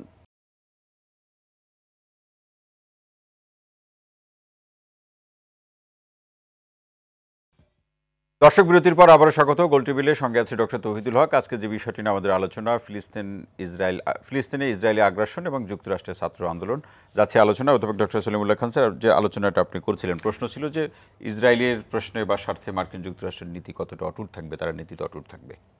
মার্কিন নীতির আগে ইসরায়েলের নীতিটা একটু বলা দরকার, সেটাই বলছি। ইসরায়েলিরা এখন ট্র্যাজেডি এই অর্থে যে তারা যে নাৎসিদের দ্বারা নির্যাতিত হয়েছিল, যে দাবির ভিত্তিতে সারা পৃথিবীর সমবেদনা আকর্ষণ করেছেন, এখন সেই নীতি তারা অনুসরণ করছেন। অর্থাৎ যারা ফ্যাসিজমের হাতে নির্যাতিত, তারাই যখন ফ্যাসিজম প্রয়োগ করেন, যে পদ্ধতিতে তারা ফিলিস্তিনিদেরকে দমন করছে, সেটা অনেক দিন সংগ্রামের পর ফিলিস্তিনিরা যখন প্রায় আত্মসমর্পণই করলো ইয়াসের আরাফাতের নেতৃত্বে, যেটার কথা বলছিলাম, বিল ক্লিনটনের সময়ে একটা তথাকথিত অসলো শান্তি চুক্তি হলো, কিন্তু গত 30 বছরের হয়ে গেল এটার কোনো রকমের বাস্তবায়ন তো দূরের কথা, সেখানে বরঞ্চ যে বান্তুস্তান একটা ফিলিস্তিনি গ্রামকে আবার 4টা দেয়াল দিয়ে ঘিরে দিয়ে এখন একই পদ্ধতি তারা আবার গাজাতেও প্রয়োগ করার চেষ্টা করছে। সম্প্রতি শুনলাম যে তারা একটা রাস্তা করবে, একেবারে সমুদ্রের মধ্যে নিয়ে যাবে, গাজাকে বিভক্ত করে। অর্থাৎ এইভাবে একটা দেশকে কলোনি করে তোলা, এই নীতিটা হচ্ছে ইসরায়েলের নীতি। এখন মার্কিন যুক্তরাষ্ট্র এটাকে সমর্থন করে কি করে? মার্কিন যুক্তরাষ্ট্র এমনকি ভারতের স্বাধীনতা সংগ্রামের সময়ও বলেছিল যে কি আমরা এখন আর পুরনো ধরনের উপনিবেশ ব্যবস্থা সমর্থন করি না, তারা নতুন উপনিবেশ ব্যবস্থা চায়। যেমন ভারত শুধু ব্রিটিশের একচেটিয়া উপনিবেশ থাকবে কেন, আমি 1947-এর আগের কথা বলছি, আমরাও সেখানে বিনিয়োগ করতে চাই। ভারতের বাজার মার্কিন যুক্তরাষ্ট্রের জন্য খুলে দেওয়ার যে দাবি, সেটা কিন্তু ভারতের স্বাধীনতা সংগ্রামকে সহায়তা করেছে। তাহলে সেই মার্কিন যুক্তরাষ্ট্র এখন ইসরায়েলে কেন ভিন্ন নীতি অনুসরণ করছে? ডিসইনভেস্টমেন্টের কথাটা দক্ষিণ আফ্রিকার ক্ষেত্রে উঠেছিল, কিন্তু ইসরায়েলের ক্ষেত্রে এটা তো প্রবল হয়ে উঠেছে কেন? এ কথা হচ্ছে মার্কিন যুক্তরাষ্ট্রে যেটা বলে AIPAC, American Israeli political action কমিটিগুলো, যারা হচ্ছে মার্কিন সিনেটর এবং মার্কিন পার্লামেন্টারিয়ানদের নির্বাচনের প্রধান অর্থদাতা হয় এবং বিভিন্ন রাষ্ট্রপতি নির্বাচন পথে হয়, সেটার একটা প্রভাব আছে। মার্কিন যুক্তরাষ্ট্রে এই যে আইভি লীগ বিশ্ববিদ্যালয়গুলো, সেখানে দেখেন জনসংখ্যার অনুপাতে, ছাত্র সংখ্যার অনুপাতে ইহুদি অধ্যাপকদের সংখ্যা অনেক বেশি। ইহুদি বলতে আমি সাধারণভাবে বোঝাচ্ছি, আবার এর মধ্যে অনেকেই জায়োনিস্ট, যারা অনেক বিশ্ববিদ্যালয়ের প্রেসিডেন্ট আছে তারা কিন্তু জায়োনিস্ট। অর্থাৎ আপনি দেখবেন ইংল্যান্ডে, ফ্রান্সেও ইহুদি সমস্যা বলে একটা সমস্যা ছিল ঐতিহাসিকভাবে। মার্কিন যুক্তরাষ্ট্রে ইহুদিরা এক ধরনের আধিপত্য করছে, সংখ্যার দিক থেকে শতকরা 2 জন হলেও আধিপত্য অনেক বেশি। এইটা ইসরায়েলের নীতিকে অনুসরণ করতে তাদেরকে বাধ্য করছে কি? আমার প্রশ্ন হচ্ছে এটাই। এই জন্য বলছিলাম ইসরায়েল একদিকে ফিলিস্তিনি ট্র্যাজেডির কথা আমরা জানি, 100 বছর ধরে ফিলিস্তিনিরা ট্র্যাজেডিতে আছে, আমি সেই কথা বলি নাই। ইসরায়েল নিজেও একটা ট্র্যাজেডি, কারণ ইহুদি জনগণকে সারা পৃথিবীতে থাকতে হবে, তারা যদি অত্যন্ত সংখ্যালঘু হিসেবে ফ্রান্সে থাকতে পারে, সেখানে একটা ইহুদি বিরোধিতা ছিল, সেটা বা তারা কতটা তোয়াক্কা করে না, সেটা তারা সার্থকভাবে আছে। এবং ইংল্যান্ডেও এই তো যত লোকদের আমরা বলে যাই যে বালফুর ডিক্লারেশনের কথা বলে, মন্টাগু, চেমসফোর্ড যে আসছিল, এগুলো সব ইহুদি। মন্টাগু তো ইহুদি, কথায় কথায় বললাম। এবং আমাদের ঢাকা বিশ্ববিদ্যালয়ের প্রথম ভাইস চ্যান্সেলর PJ হার্টগ, উনিও তো ইহুদি। ইহুদিদের আধিপত্য ইংল্যান্ডও ছিল, আমেরিকাতেও আছে। তাহলে তারা কেন ফিলিস্তিনে আরবদের সাথে একসাথে না থেকে ইহুদি রাষ্ট্র, এই দাবিটা তাদের করতে হচ্ছে কেন? এইখানে বলছি ইতিহাসের ট্র্যাজেডিটা ওই জায়গাতেই, সবিরোধী। অসংখ্য ধন্যবাদ doctor Salimullah Khan sir. Doctor Imtiaz Ahmed sir, আপনার কাছেই আসতে চাই এবং প্রশ্নটি এভাবে রাখতে চাই যে আসলে এই যে মার্কিন যুক্তরাষ্ট্রের বিশ্ববিদ্যালয়গুলোর মধ্যে শিক্ষার্থীদের যে আন্দোলন, সেটি সারা বিশ্বের অন্যান্য বিশ্ববিদ্যালয়ের শিক্ষার্থীদের উপরে মধ্যে আন্দোলনে ছড়িয়ে পড়তে পারে কিনা, এবং প্রভাবের জায়গাটি সেটি কূটনৈতিক প্রশ্নে কোনো প্রভাব বিস্তার করতে পারে কিনা? অধ্যাপক ডক্টর ইমতাজ আহমেদ। ছড়িয়ে পড়েছে, এবং যেটা দেখার বিষয় যে ওয়েস্টার্ন কান্ট্রিজে ছড়িয়ে পড়েছে, এবং ওটাই হওয়া স্বাভাবিক। আহ, অনেকেই হয়তো বলছে যে মুসলিম দেশে কেন ছড়াচ্ছেন ইত্যাদি, ওটাও ঠিক না। প্রচুর মুসলিম মিডল ইস্টে প্রচুর জায়গায় কিন্তু রাস্তায় মানুষ নামছে, যেটা আমাদের মেইন স্ট্রিম মিডিয়া কখনো দেখায় না।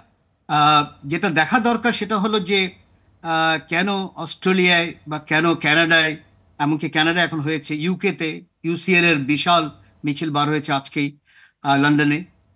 সেগুলো যদি দেখি, একটা জিনিস মনে রাখতে হবে, এটাই হলো লাস্ট হোয়াইট সেটলার কলোনিয়ালিজম। এটাই হলো শেষ, মানে যেটা সাউথ আফ্রিকায় লাস্ট চেষ্টা করা হয়েছিল, এটাই হলো শেষ ইউরোপিয়ান কলোনিয়াল সেটেলমেন্ট এই ইসরায়েলের মাধ্যমে। এখন যেটা বলা হচ্ছে যে পরিবর্তন হবে রিপাবলিকান বা ডেমোক্র্যাট, আমার মনে হয় না তারা পরিবর্তন হবে। তারা এটাকে চেষ্টা করবে আরো নোংরামি করতে, কারণ এমন একটা জায়গায় চলে গেছে যেখানে যেখানে ভিয়েতনামকে ছাড়িয়ে গেছে। মানে ভিয়েতনামে কিন্তু কখনো আমেরিকা জেনোসাইডের কমপ্লিসিট ছিল বা জেনোসাইড করছে, সেটা বড় আকারে কিন্তু কখনো আসেনি। এবার কিন্তু বড় আকারে এসেছে যে আমেরিকা একটা জেনোসাইডাল রেজিমকে রীতিমতো সাপোর্ট দিয়ে যাচ্ছে এবং তার ওয়েপন্স দিয়ে কমপ্লিসিট। মনে রাখতে হবে যে আমেরিকার যে পলিটিশিয়ানস যারা আছেন, এটা খেয়াল রাখতে হবে, আমেরিকান বেশি পলিটিশিয়ান, রিপাবলিকান হোক বা ডেমোক্র্যাট হোক, তারা কিন্তু বড় আকারেই জুইশ লবি দ্বারা সাপোর্ট আছেন এবং অনেকেই কিন্তু বড় আকারে ফান্ড পেয়ে আসছে বছরের পর বছর। জো বাইডেন নিজেও কিন্তু বড় আকারে কিন্তু জুইশ লবি দ্বারা রীতিমতো তার পৃষ্ঠপোষকতাই রাজনীতি করে এসেছেন বছরের পর বছর। এখন রিটার্ন দেওয়ার সময়। সেই জন্য রিপাবলিকান আর ডেমোক্র্যাটদের মধ্যে পরিবর্তন হবে এই আশাটা করাটা আমার মনে হয় ঠিক না। এই কারণেই ছাত্রদের আন্দোলনের ইমপ্লিকেশনস কিন্তু বিশাল, কারণ এই ছাত্ররাই এখন তৃতীয় ফোর্সের কথা বলছে এবং তারা কিন্তু রিপাবলিকানকে সমালোচনা করছেন, ডেমোক্র্যাটদের সমালোচনা করছেন। আমেরিকার ডেমোক্র্যাট পার্টি প্রোগ্রেসিভ এটা বলা কিন্তু ঠিক না, কারণ তারা বড় আকারেই কিন্তু বিভিন্ন জেনোসাইড এবং বিভিন্ন যুদ্ধের সাথে সবসময় জড়িত ছিল। তো আমি ভরসা রাখতে চাচ্ছি এই ইয়াং ফোর্স যারা বার হয়েছে, এটা কতখানি তারা পারবে, কতদিন চালিয়ে যাবে, সেটির দিকে আমাদের নজর রাখা দরকার। জি, হক সাহেব একটু যোগ করি আমি আমার কথার সাথে। সেটা হচ্ছে ভিয়েতনাম যুদ্ধের সাথে একটা বড় পার্থক্য। এখন ভিয়েতনামে যখন মার্কিন সৈনিকদের লাশ আসা শুরু করলো, যেটাকে বডি ব্যাগ বলে, তখন আমেরিকার জনমতের মধ্যেও একটা প্রভাব পড়া শুরু করলো, এই যুদ্ধ থেকে আমাদের প্রত্যাহার করতে হবে। কিন্তু তারপরেও তারা বহু বছর থেকে গেছে, তারা তাদের পরাজয় নিশ্চিত, এটা 1966 সনে জেনেছে। ইকবাল আহমদ সাহেব একটা প্রবন্ধ লিখেছিলেন 1965 সনে দ্য নেশন পত্রিকায় অগস্ট মাসে। সেটাতে উনি বলেছেন, when it is time to say that the rebels have one, অর্থাৎ বিদ্রোহীরা জয়ী হয়েছে ভিয়েতনামে, সেটা 1965তেই স্থির হয়ে গেছে। আমেরিকান পলিসি মেকাররা, স্ট্র্যাটেজিস্টরা সেটা জানতেন, তারপরেও তারা নিরর্থক আরও 10 বছর যুদ্ধটা চালিয়ে গেছেন 1975 পর্যন্ত। ইকবাল আহমদ বলেছিলেন, যখন যুদ্ধের সেনাপতিরা জানেন যুদ্ধে আর জয়ের কোনো সম্ভাবনা নেই, জয় মানে রাজনৈতিকভাবে জয়ের সম্ভাবনা নাই, কিন্তু সামরিক শক্তি বলে আপনি সেখানে নাপাম বোমা মারতে পারেন, এমনকি দরকার অ্যাটম বোমা মারতে পারেন, কিন্তু যুদ্ধে আপনি জিততে পারবেন না। এটা জানার পরেও যখন যুদ্ধ অব্যাহত কেউ রাখে, তখন তাকে বলে জেনোসাইড, এটা হচ্ছে গণহত্যা। কিন্তু এখন পার্থক্যটা হচ্ছে, এখনকার ছাত্ররা আন্দোলন করছে সেটা হচ্ছে গণহত্যা বন্ধের দাবিতে, কিন্তু মার্কিন সৈনিকদের লাশ এখন আসতে শুরু করেনি, কারণ এখানে মার্কিন সৈনিকরা নামেনি। এইখাই বড় পার্থক্য। এই কারণে মনে হয় এবারের আন্দোলন এখনও সেই পর্যায়ে পৌঁছেনি, হয়তো পৌঁছবেও না, এবং জনসমর্থন এখনও ব্যাপকভাবে ছাত্ররা লাভ করেননি। যদি জনগণ নেমে যায় রাস্তায়, তাহলে মার্কিন যুক্তরাষ্ট্রের সরকারকেও তার নীতি পরিবর্তন করতে হবে, এবং সেটা হয়তো অদূর ভবিষ্যতে। তবে ডক্টর সলিমুল্লাহ খান স্যার, আসতে চাই অধ্যাপক ডক্টর মোস্তফা সরোয়ার স্যার আপনার কাছে, যে আমরা যতটুকু গণমাধ্যমের সূত্র ধরে জানি যে ইসরায়েলের প্রধানমন্ত্রী কিন্তু এই আন্দোলন বন্ধ করার একটি অনুরোধ তিনি কিন্তু রেখেছেন। এই অনুরোধের সূত্র ধরে আপনার কাছে প্রশ্ন, যে আসলে মার্কিন যুক্তরাষ্ট্রের মিত্র বা শত্রু, এই যে রাষ্ট্রগুলোর যে বিভাজন, অথবা তারা মার্কিন যুক্তরাষ্ট্র রাষ্ট্রগুলোকে যেভাবে দেখে, সেখানে কূটনৈতিক প্রশ্নে কি ধরনের প্রভাব তৈরি হতে পারে বা কি ধরনের পরিস্থিতির সৃষ্টি হতে পারে? না, কূটনৈতিক ব্যাপারটা তো, যেটা অ্যাম্বাসেডর হুমায়ুন কবির ভালো বলতে পারবে, যে সেটা তো রাষ্ট্রের ভেতরে। যেমন নেতানিয়াহু রিকোয়েস্ট করেছে, সেটা উনি করেছেন যেটা চ্যানেলে ফেডারেল গভর্নমেন্ট, কিন্তু ফেডারেল গভর্নমেন্ট এখানে যে তার জুরিসডিকশন কি, যে একটা বিশ্ববিদ্যালয়ে যে ছাত্ররা যখন আন্দোলন করে সেখানে ফেডারেল জুরিসডিকশনটা কি, এটা আমাদের চিন্তা করতে হবে। এটা কিন্তু আমাদের বাংলাদেশ কিংবা অন্য দেশের সঙ্গে যদি আমরা কম্পেয়ার করি, তাহলে কিন্তু এটা বোঝা যাবে না। বাংলাদেশে তো সবই সেন্ট্রালাইজড। হ্যাঁ, আমরা বলি সরকার করেছে অথবা সরকার করেনি, এখানে কিন্তু সরকারের বিভিন্ন লেয়ার রয়েছে। যেমন ধরুন যে আপনি কলম্বিয়াতে যদি আন্দোলন বন্ধ করতে চান, হ্যাঁ, তাহলে কলম্বিয়া বিশ্ববিদ্যালয়ের যে বোর্ড অফ ডাইরেক্টরস, যেটা একটা প্রাইভেট কর্পোরেশন, তাদের যেটা ডিসিশন সেটা হবে ফাইনাল। তো এখানে তারা যদি বলে যে হ্যাঁ আমি লোকাল পুলিশ চাই, আমার যে পুলিশ আছে তা না, আমি চাই নিউ ইয়র্ক শহরের পুলিশ, হ্যাঁ, এবং সেটাও নিউ ইয়র্ক শহর সিদ্ধান্ত নেবে, এবং সেটা হয়তো ফেডারেল গভর্নমেন্টের একই মত হতে পারে, যেহেতু ওরা ডেমোক্র্যাট। কিন্তু যেমন ধরুন আমি একটা এক্সাম্পল দেব, যেমন ধরেন হয়তো কোনো একটা জায়গাতে যেখানে আন্দোলন হচ্ছে, সেখানে লোকাল যে অথরিটি সে রিপাবলিকান, সে লোকাল অথরিটি কিন্তু ফেডারেল গভর্নমেন্টের কথা শুনবে না। আপনাকে আমি একটা এক্সাম্পল দেই, আমাদের এখানে যখন ক্যাটরিনা হয়েছিল, বিশাল জলোচ্ছ্বাস, অনেক লোক মারা গিয়েছে, ফেডারেল গভর্নমেন্ট সৈন্য পাঠাতে চেয়েছে পাবলিক উদ্ধার করার জন্য, লোকাল এই দুইটা প্রসঙ্গ তো ভিন্ন। নো, না, আমি বলছি যে এখানকার যে জুরিসডিকশন ইজ ভেরি ইম্পর্টেন্ট।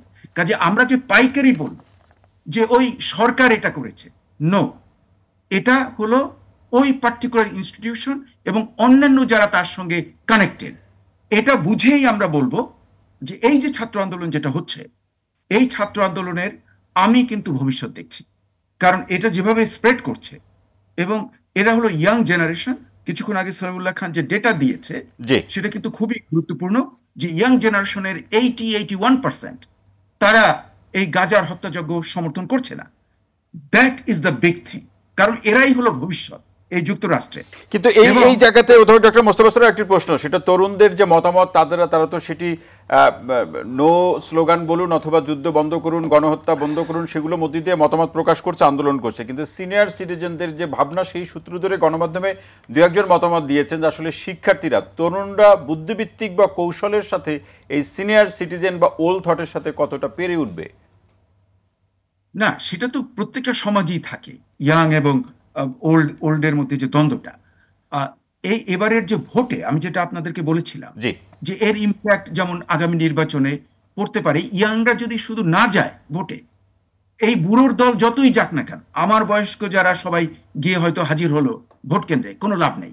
কারণ সুইং স্টেটের উপরে সব ডিপেন্ড করে এই যুক্তরাষ্ট্রে। সুইং স্টেটকে young generation can change the vote and they can impact. এই কারণেই বাইডেনের কানে পানি ঢুকেছে। সে যে এখন এটাকে প্রথম থেকে সে যে একটু দূরে সরে আসছে, কারণ সে দেখছে সে হয়তো ইলেক্টেড হতে পারবে না। কাজে এই আন্দোলনের দাম অনেক বেশি আমার মতে। জি, অসংখ্য ধন্যবাদ ডক্টর মোস্তফা সরোয়ার স্যার। আরও আলোচনা শুনবো। এম হুমায়ুন কবির স্যার, আপনার কাছে আসতে চাই, এই যে ইসরায়েলের সূত্র ধরে ইরানের সাথে ইসরায়েলের যে সম্পর্কের কিংবা যে পরিস্থিতি বা ঘটনাগুলো আমরা দেখলাম, সেই জায়গা থেকে মধ্যপ্রাচ্যের রাজনীতিতে কোনো পরিবর্তনের সূচনার কথাও আবার কেউ কেউ বলার চেষ্টা করছেন। আপনি এই বিষয়টিকে কিভাবে দেখছেন? ধন্যবাদ, আপনি প্রসঙ্গটা নিয়ে আসলেন। কারণ আমরা যখন ছাত্র আন্দোলনের কথা বলছি, তখন আমরা মনে হয় যে খালি ছাত্র আন্দোলনের কথা বলছি। এর একটা বৈশ্বিক প্রতিক্রিয়া কিন্তু হচ্ছে। কিরকম হচ্ছে আমি সেটা বলি। আমরা গত কয়েক বছর আগে, এই 2 বছর আগেই হবে, চীনের মধ্যস্থতায় সৌদি আরব এবং ইরান একটা সহযোগিতামূলক জায়গায় আসবার জন্য একটা চুক্তি করেছে, এবং এটা কিন্তু মার্কিন যুক্তরাষ্ট্রের জন্য কিন্তু এটা এক ধরনের আর্থকুয়েক তৈরি করছে। এবং বাইডেন প্রশাসন অনেকদিন ধরে চেষ্টা করে, তার আগেও ট্রাম্প প্রশাসনও আব্রাহাম অ্যাকর্ডস করেছে, এটা তো আমরা জানি। এবং এই 7ই অক্টোবরের হামাসের ইসরায়েলের উপরে হামলার অন্যতম প্রধান ড্রাইভার কিন্তু হচ্ছে এই আব্রাহাম অ্যাকর্ডসের পরে এই ইস্যুটা বা প্যালেস্টাইনের ইস্যুটা হারিয়ে গিয়েছিল প্রায়। ওরা এই ইস্যুটাকে সামনে নিয়ে আসবার জন্যই তারা এই কাজটা করেছে, এবং আজকে কিন্তু সেটা এক ধরনের নৈতিকভাবে সফলতা পেয়েছে। সারা পৃথিবীতে কিন্তু আজকে ইন্টারন্যাশনালাইজড হয়ে গেছে এই গাজার ইস্যুটা, গাজা মানে প্যালেস্টাইনের ইস্যু। তো কাজে সেই দিক থেকে একটা বড় ধরনের অ্যাচিভমেন্ট আমি বলবো, অন্তত বিশ্ব মানুষের মত বা তাদের দৃষ্টি আকর্ষণের পয়েন্ট অফ ভিউ থেকে।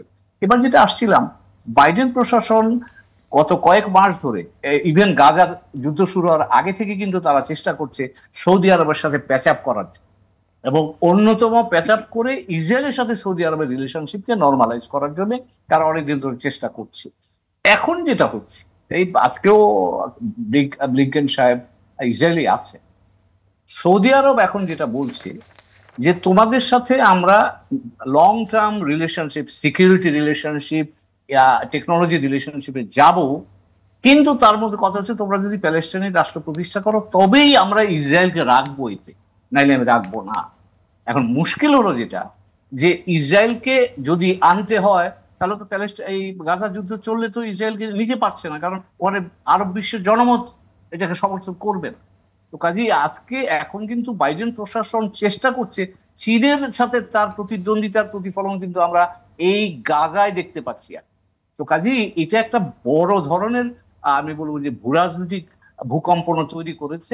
না, এখানে আরেকটি বিষয় হুমায়ুন কবির, সেটি হচ্ছে যে মধ্যপ্রাচ্যের রাষ্ট্রগুলো ইসরায়েল প্রসঙ্গে যে বক্তব্য রাখছে, সেক্ষেত্রে তাদের পূর্বের যে স্বার্থগত বিষয় থেকে এসে তারা ভিন্ন কথা বলছে। আবার এই বিষয়গুলো নিয়ে যারা বিশ্লেষণ করছেন তারা বলছেন যে এটি মার্কিন যুক্তরাষ্ট্র কোনো না কোনো কৌশলের ফাঁদে ফেলে এদেরকে পূর্বের মতোই নিয়ন্ত্রণ করবে।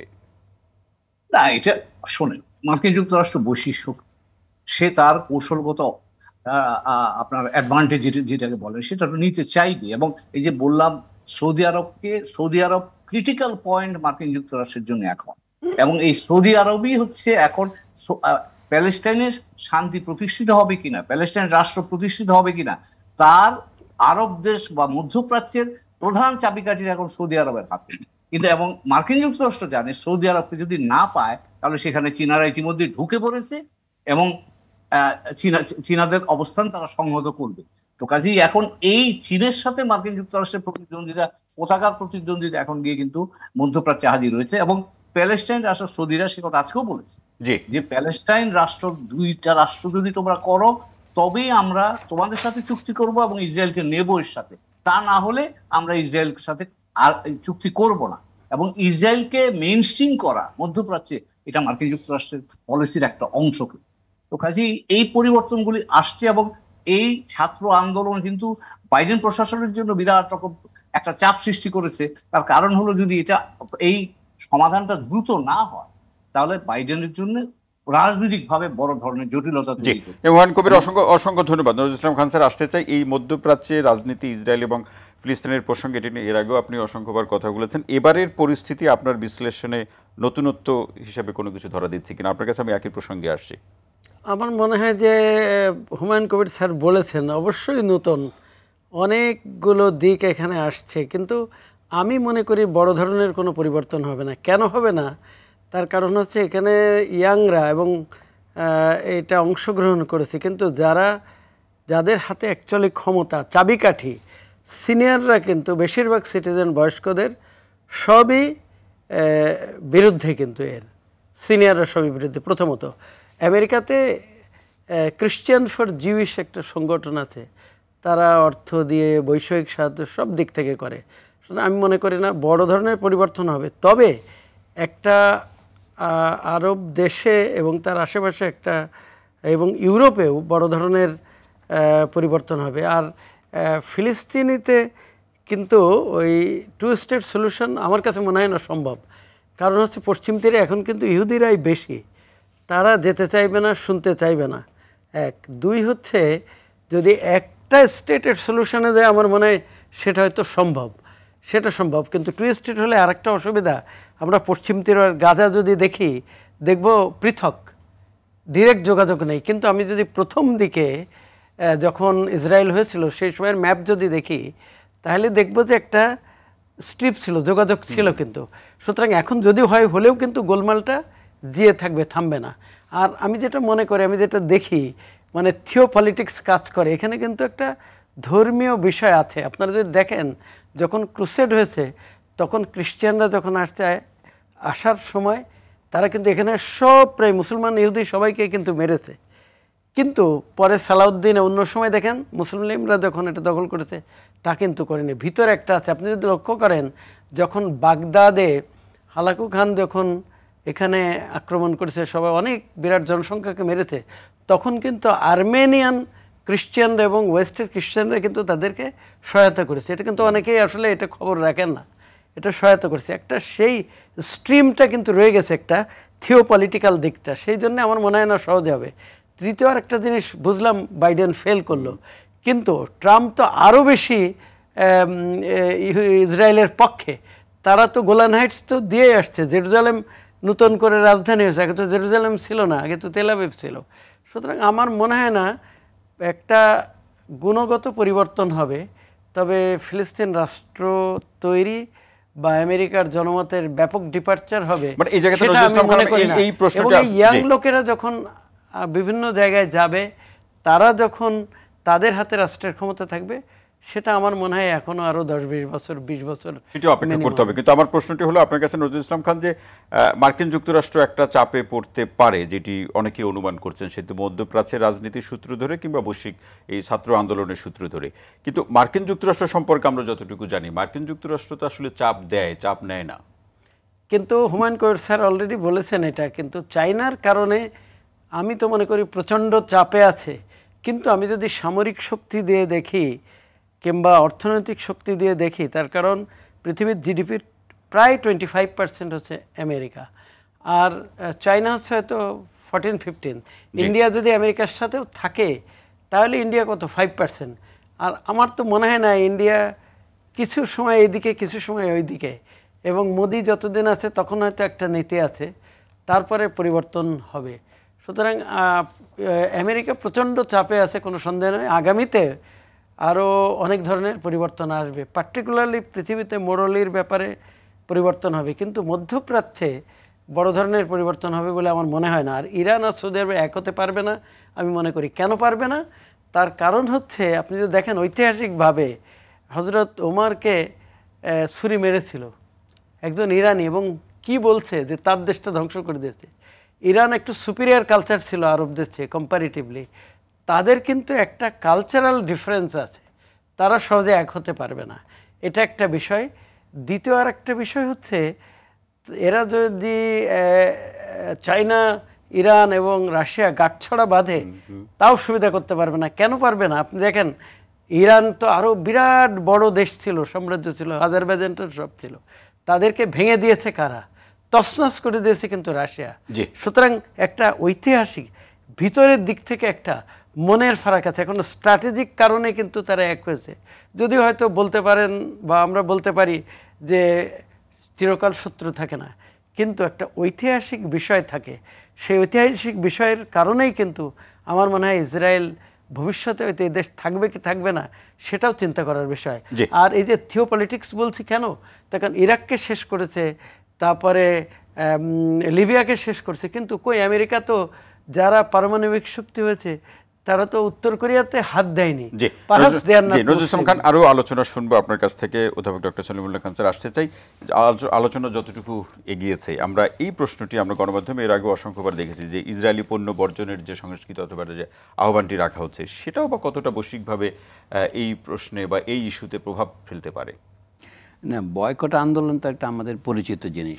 1905 সনের যে বঙ্গভঙ্গ বিরোধী আন্দোলন হয়েছিল, তখনও দেখা যাচ্ছে ইংরেজ পণ্য বর্জনের ডাক দিয়েছিল ভারতীয় আন্দোলনকারীরা, স্বদেশীরা।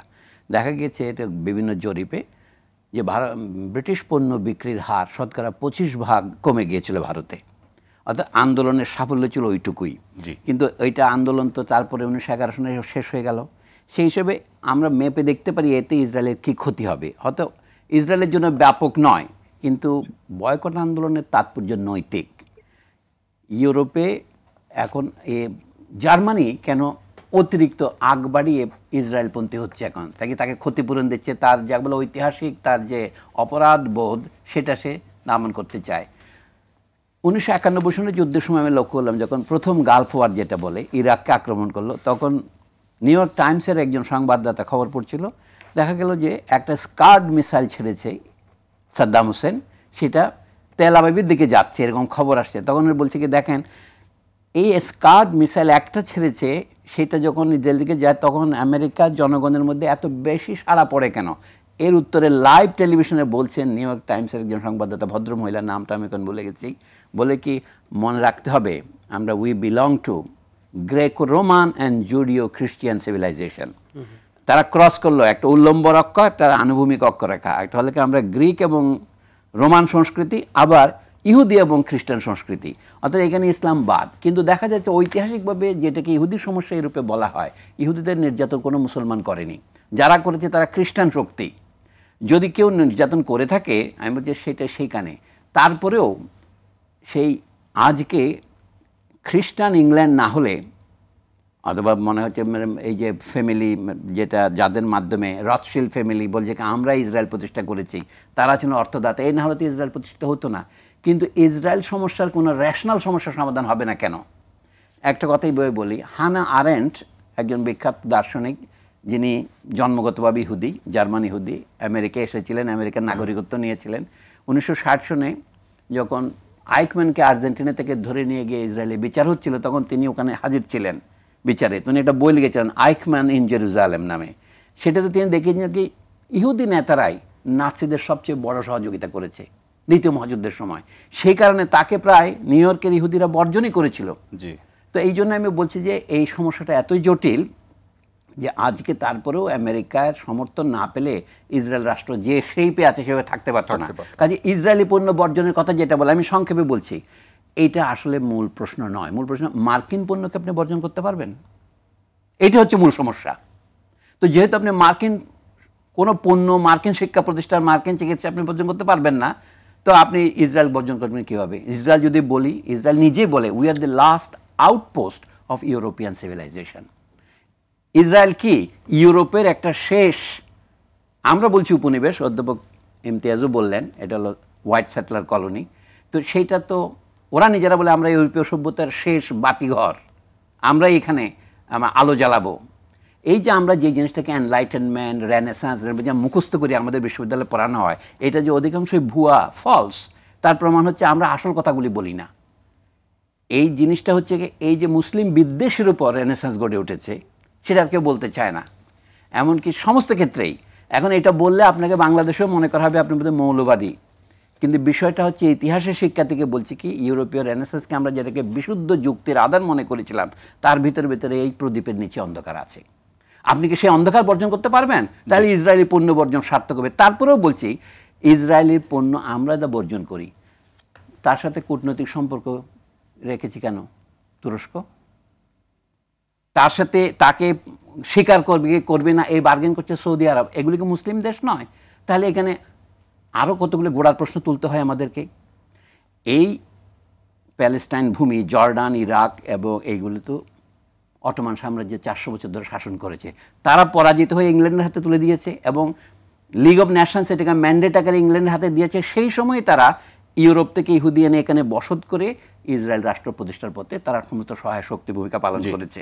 তো সেই জন্য আমাদের ইতিহাসকে ভাগ করতে হবে। 1948-এর আগের 30 বছর কি রাজনীতি হয়েছে? ফিলিস্তিনিদের তখনও তো অভ্যুত্থান হয়েছিল 1936 সনে, সেইটা ব্রিটেন নির্মমভাবে দমন করেছে। তা 1948 সনে যেটাকে আমরা মহাহত্যাযজ্ঞ বা নাকবা, মানে ইতিহাস বলে যে এই আন্দোলনের কোনো না কোনোভাবে দমন হবে। আমি যে দমন হবে কিনা জানি, আমি ভবিষ্যৎ বক্তা নই। আমি বলছি ইংল্যান্ড এবং আমেরিকার ভূমিকা ছাড়া আপনি ইসরায়েলের প্রতিষ্ঠা হতো না। জি, অসংখ্য ধন্যবাদ অধ্যাপক ডক্টর সলিমুল্লাহ খান। আরও আলোচনা শুনবো।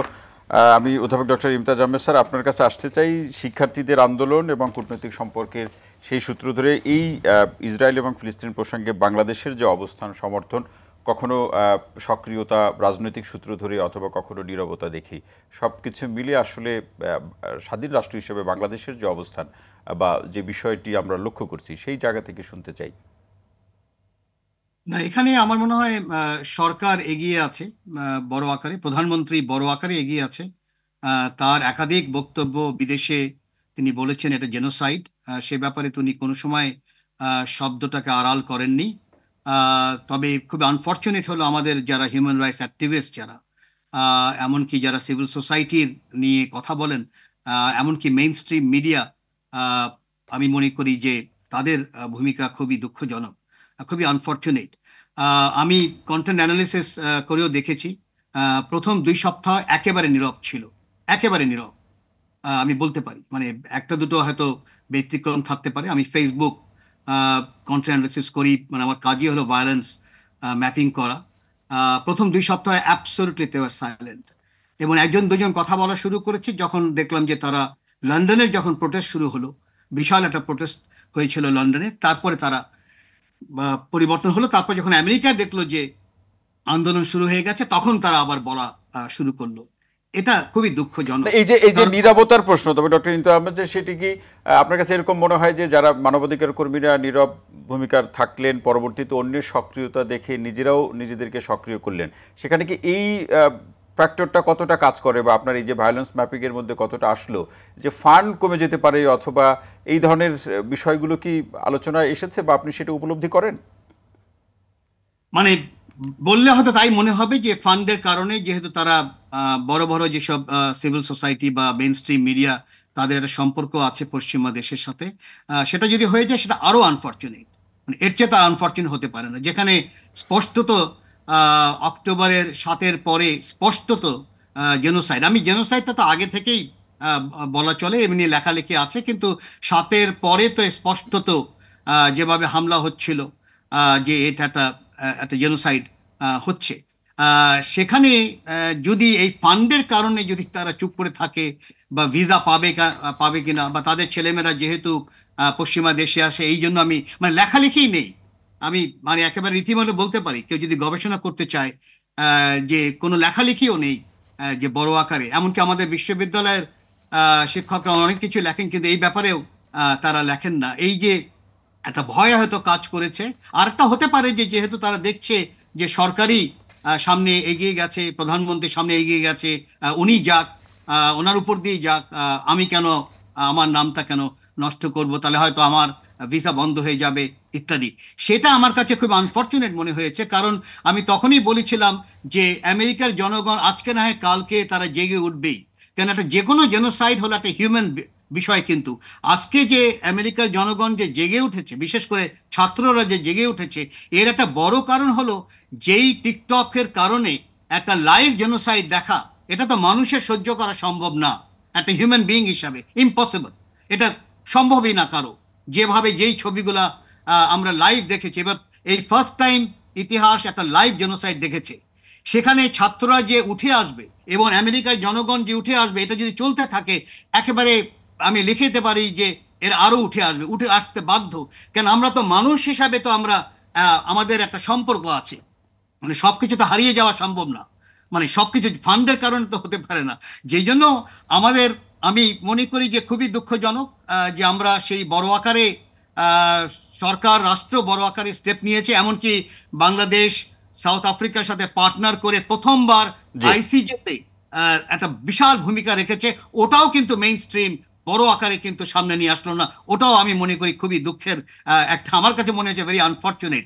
তো এখন দেখা দরকার যে আমেরিকার জনগণ আরো কিভাবে জেগে আসে। আমি লাস্ট একটা কথা বলতে যাচ্ছি, আমি অতখানি এই ডেমোক্র্যাটস আর রিপাবলিকানের এই দ্বন্দ্বের মধ্যে আমি মনে করি না যে এটার সমাধান হবে, কারণ হচ্ছে যে এখানে মূলে যেটা ছাত্ররা ভালো করে ধরতে পেরেছে সেটা ডিসইনভেস্টমেন্ট মানেই হচ্ছে যে এখানে মিলিটারি ইন্ডাস্ট্রিয়াল কমপ্লেক্স আসতে বাধ্য, এবং মিলিটারি ইন্ডাস্ট্রিয়াল কমপ্লেক্স একেবারে বড় আকারেই ডেমোক্র্যাটস পার্টির মধ্যে আছে এবং রিপাবলিকানের পার্টির মধ্যে আছে, ওটাকে ভেঙে ফেলা ওটা প্রচন্ড একটা বিষয়। এবং এখানে মনে রাখতে হবে যে ডোনাল্ড ট্রাম্প, তার মধ্যে অনেক নেগেটিভ জিনিস আছে, কোনো সন্দেহ নেই, কিন্তু তার মধ্যে একটা জিনিস যেটা ছিল সেটা হলো এই মিলিটারি ইন্ডাস্ট্রিয়াল কমপ্লেক্সটাকে কিভাবে অন্যদিকে নেওয়া যায় কিনা, এবং যার জন্যই সে ইউরোপের নেটোর ব্যাপারেও সমালোচনা করছিলেন, একাধিকবার বলছিলেন যে আমি কি বলা হয় এগুলো বন্ধ করে দিব, এটা ইউরোপের কাজ ইত্যাদি। সেই জায়গায় পরিবর্তন হবে কিনা, কেন সে একটা আনপ্রেডিক্টেবল লিডার, একেবারে আনপ্রেডিক্টেবল লিডার, এটা বলা মুশকিল, কারণ সে একেবারে অন্যদিকেও যেতে পারে, কিন্তু আনপ্রেডিক্টেবিলিটি দিয়ে যদি ভবিষ্যতে কিছু পরিবর্তন করা যায় তাহলে হয়তো হবে, কিন্তু এমনিতে আমি মনে করি না যে রিপাবলিকান ডেমোক্রেটসের উপর ভরসা রেখে আমরা বলতে পারি যে আগামীতে আমেরিকা পরিবর্তন হবে, বরং ওই ছাত্রদের আশাটি জনগণের উপর আমাদের সমাধান। জি, অসংখ্য ধন্যবাদ অধ্যাপক ডক্টর ইমতাজ আহমেদ। আমি অধ্যাপক ডক্টর মোস্তফা স্যারের আপনার কাছে আসতে চাই, যেটা আমাদের অধ্যাপক ইমতাজ আহমেদ স্যার বলছিলেন যে আসলে এখন দেখার প্রশ্ন যে অন্যান্য বিশ্ববিদ্যালয়ের শিক্ষার্থীদের মধ্যে এই আন্দোলন কতটা ছড়িয়ে পড়ে, আমেরিকার জনগণও বা কতটা জেগে ওঠে। এই যে মন্তব্য যেটি করলেন ইমতাজ আহমেদ স্যার, তার সূত্র ধরে এই আলোচনায় আপনার শেষ মন্তব্যটা শুনে নিতে চাই। হ্যাঁ, আমার শেষ মন্তব্য হলো যে আমি আশাবাদী যে টু স্টেট সলিউশন, যেটা ফান্ডামেন্টাল এই সমস্ত প্রবলেমের জন্য, এই গাজার প্রবলেমের জন্য, আমার যেন মনে হচ্ছে যে এই সমাধানটা হতে যাচ্ছে, এবং এবং তাহলেই কিন্তু এই যে যুদ্ধ, গাজার যে গণহত্যা, এগুলো সমস্ত বন্ধ হয়ে যাবে সেই সূত্র ধরে। কাজে আমি আশাবাদী যে এখানকার যে পলিটিক্যাল ডাইনামিক্স, যেটা বাইরে থেকে হয়তো বুঝতে অসুবিধা হচ্ছে, আমি ভেতর থেকে যেটা দেখছি তাতে আমার মনে একটা আশার সঞ্চার হয়েছে যে একটা সলিউশন হবে, টু স্টেট সলিউশন হবে, এবং এটা অচিরেই হবে, এবং এই যুদ্ধ বন্ধ হবে এবং মধ্যপ্রাচ্যে শান্তি চলে আসবে। এটাই হলো আমার ইচ্ছা। জি, আপনার কাছে কি মনে হয় টু স্টেট সলিউশন? হ্যাঁ, আমার কাছে মনে হয় এখানে একটু প্রশ্ন আছে যে মার্কিন যুক্তরাষ্ট্র সুযোগ পেলেই পৃথিবীর যে কোনো দেশকেই পছন্দ না করলে তাকে তারা রোগ স্টেট, ফেইল্ড স্টেট এসব কথা বলে। ইসরায়েলের ক্ষেত্রে কিন্তু এগুলো কোনোটাই প্রয়োগ করা হচ্ছে না, এক নম্বর। আর আমার বন্ধু অধ্যাপক ইমতিয়াজ সাহেব যেটা বলছিলেন যে আমি যে সেখানে বয়কট কথাটা যে আপনি জিজ্ঞাসা করেছিলেন, তার একটা দিক আছে। কোনো জিনিস তার কাছ থেকে না কেনা যেমন বয়কট, তার কাছে বিক্রয় না করাটাও বয়কট।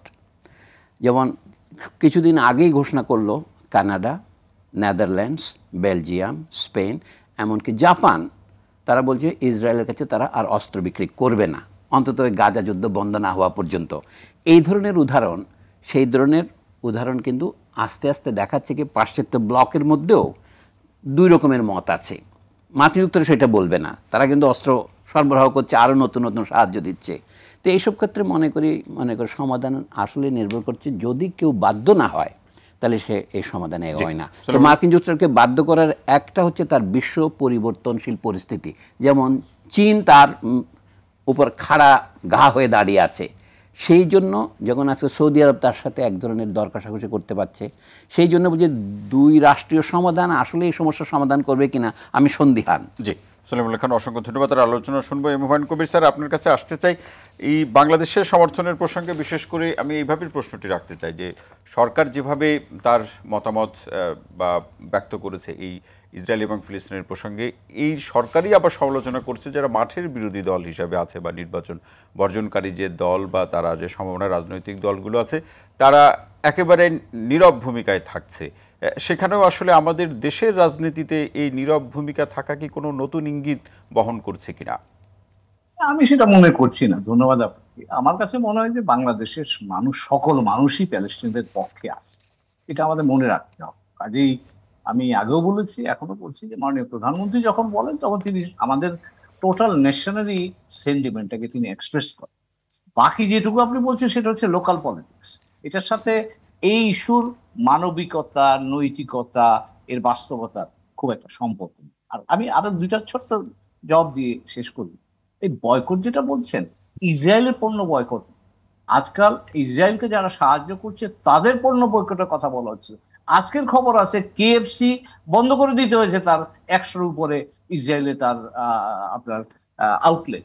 তার কারণ হচ্ছে যে মধ্যপ্রাচ্যের লোকজন এটা কিনছে না। তো কাজেই এই কোকাকোলার উপরে ডক্টর সলিমুল খান বলেছিলেন 2003 সালে আমেরিকানরা ইরাকে যাওয়ার পরে কিন্তু কোকাকোলার প্রফিট কমে গিয়েছিল, কারণ মানুষ বয়কট করছে। তো কাজেই এইটাও কিন্তু একটা চাপ তৈরি করার, এবং এই যে আজকে যেটা ডিসইনভেস্ট বলে যে কথাটা বলছি, তার সাথে সিসকো থেকে শুরু করে, গুগল থেকে শুরু করে, রেইথিয়ান থেকে শুরু করে সিভিল এবং মিলিটারি টেকনোলজি কোম্পানিগুলো ইনভলভ আছে।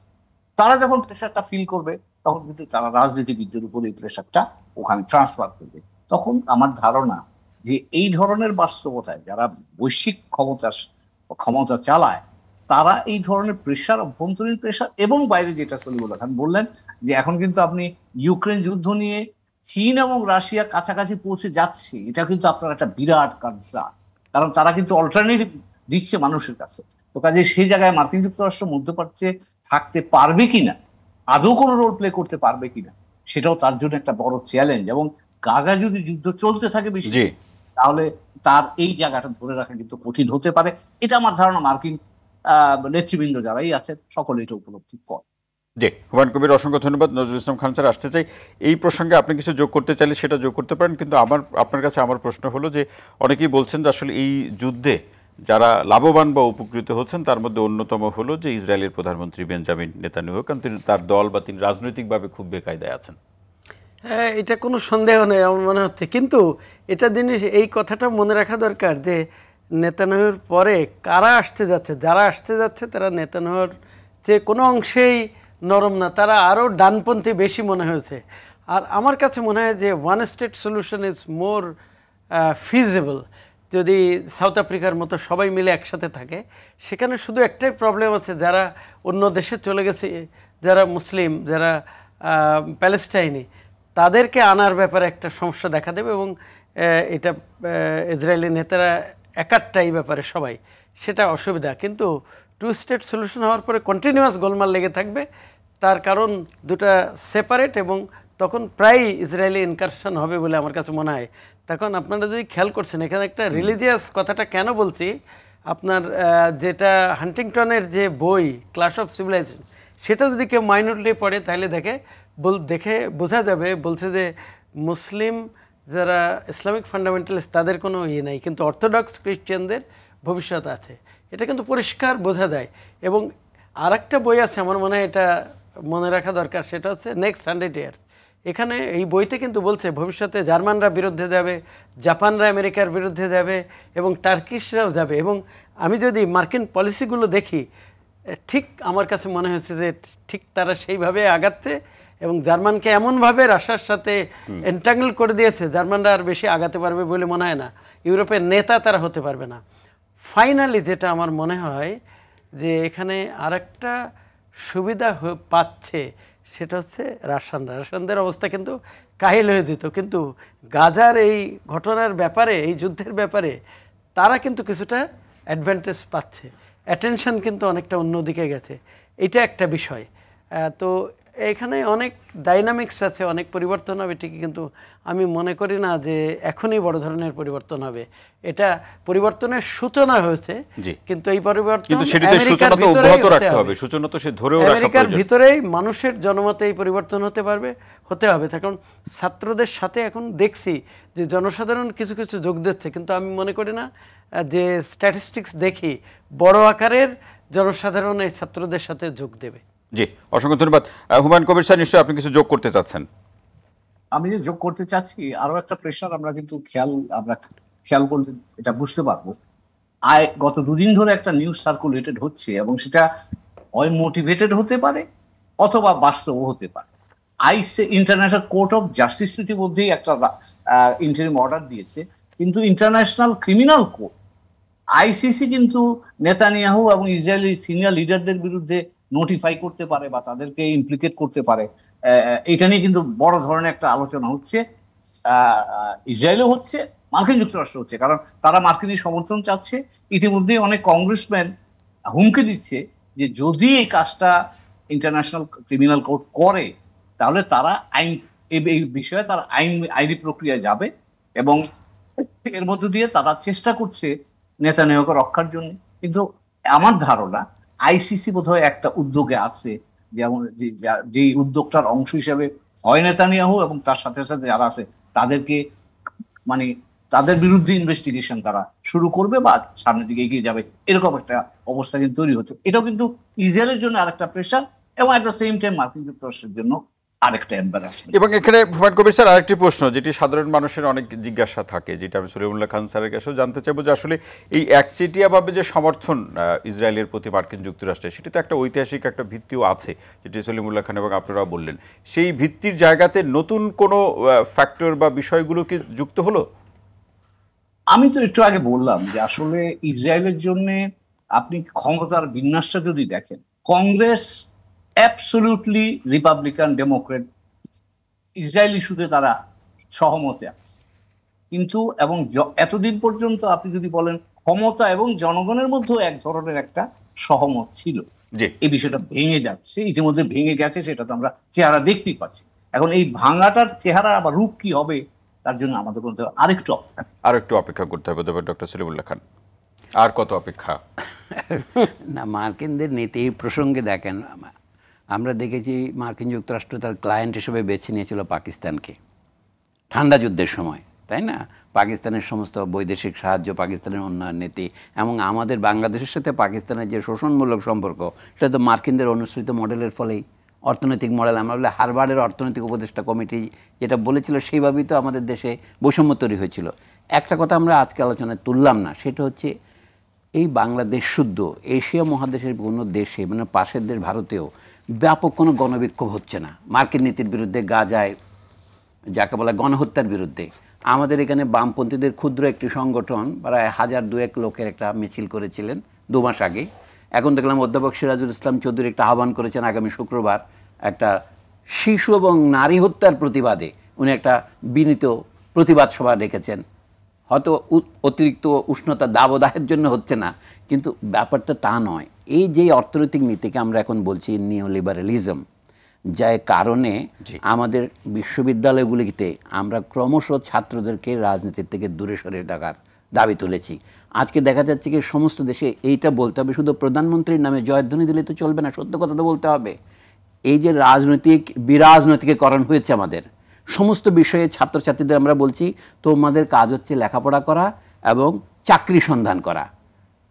গাজায় কি হলো না হলো এটা নিয়ে আন্দোলন করার ব্যাপার না। আমরা শিক্ষা যা দিচ্ছি সেটারই একটা প্রতিফল আমরা দেখতে পাচ্ছি যে এক ধরনের রাজনৈতিক অন্ধত্ব।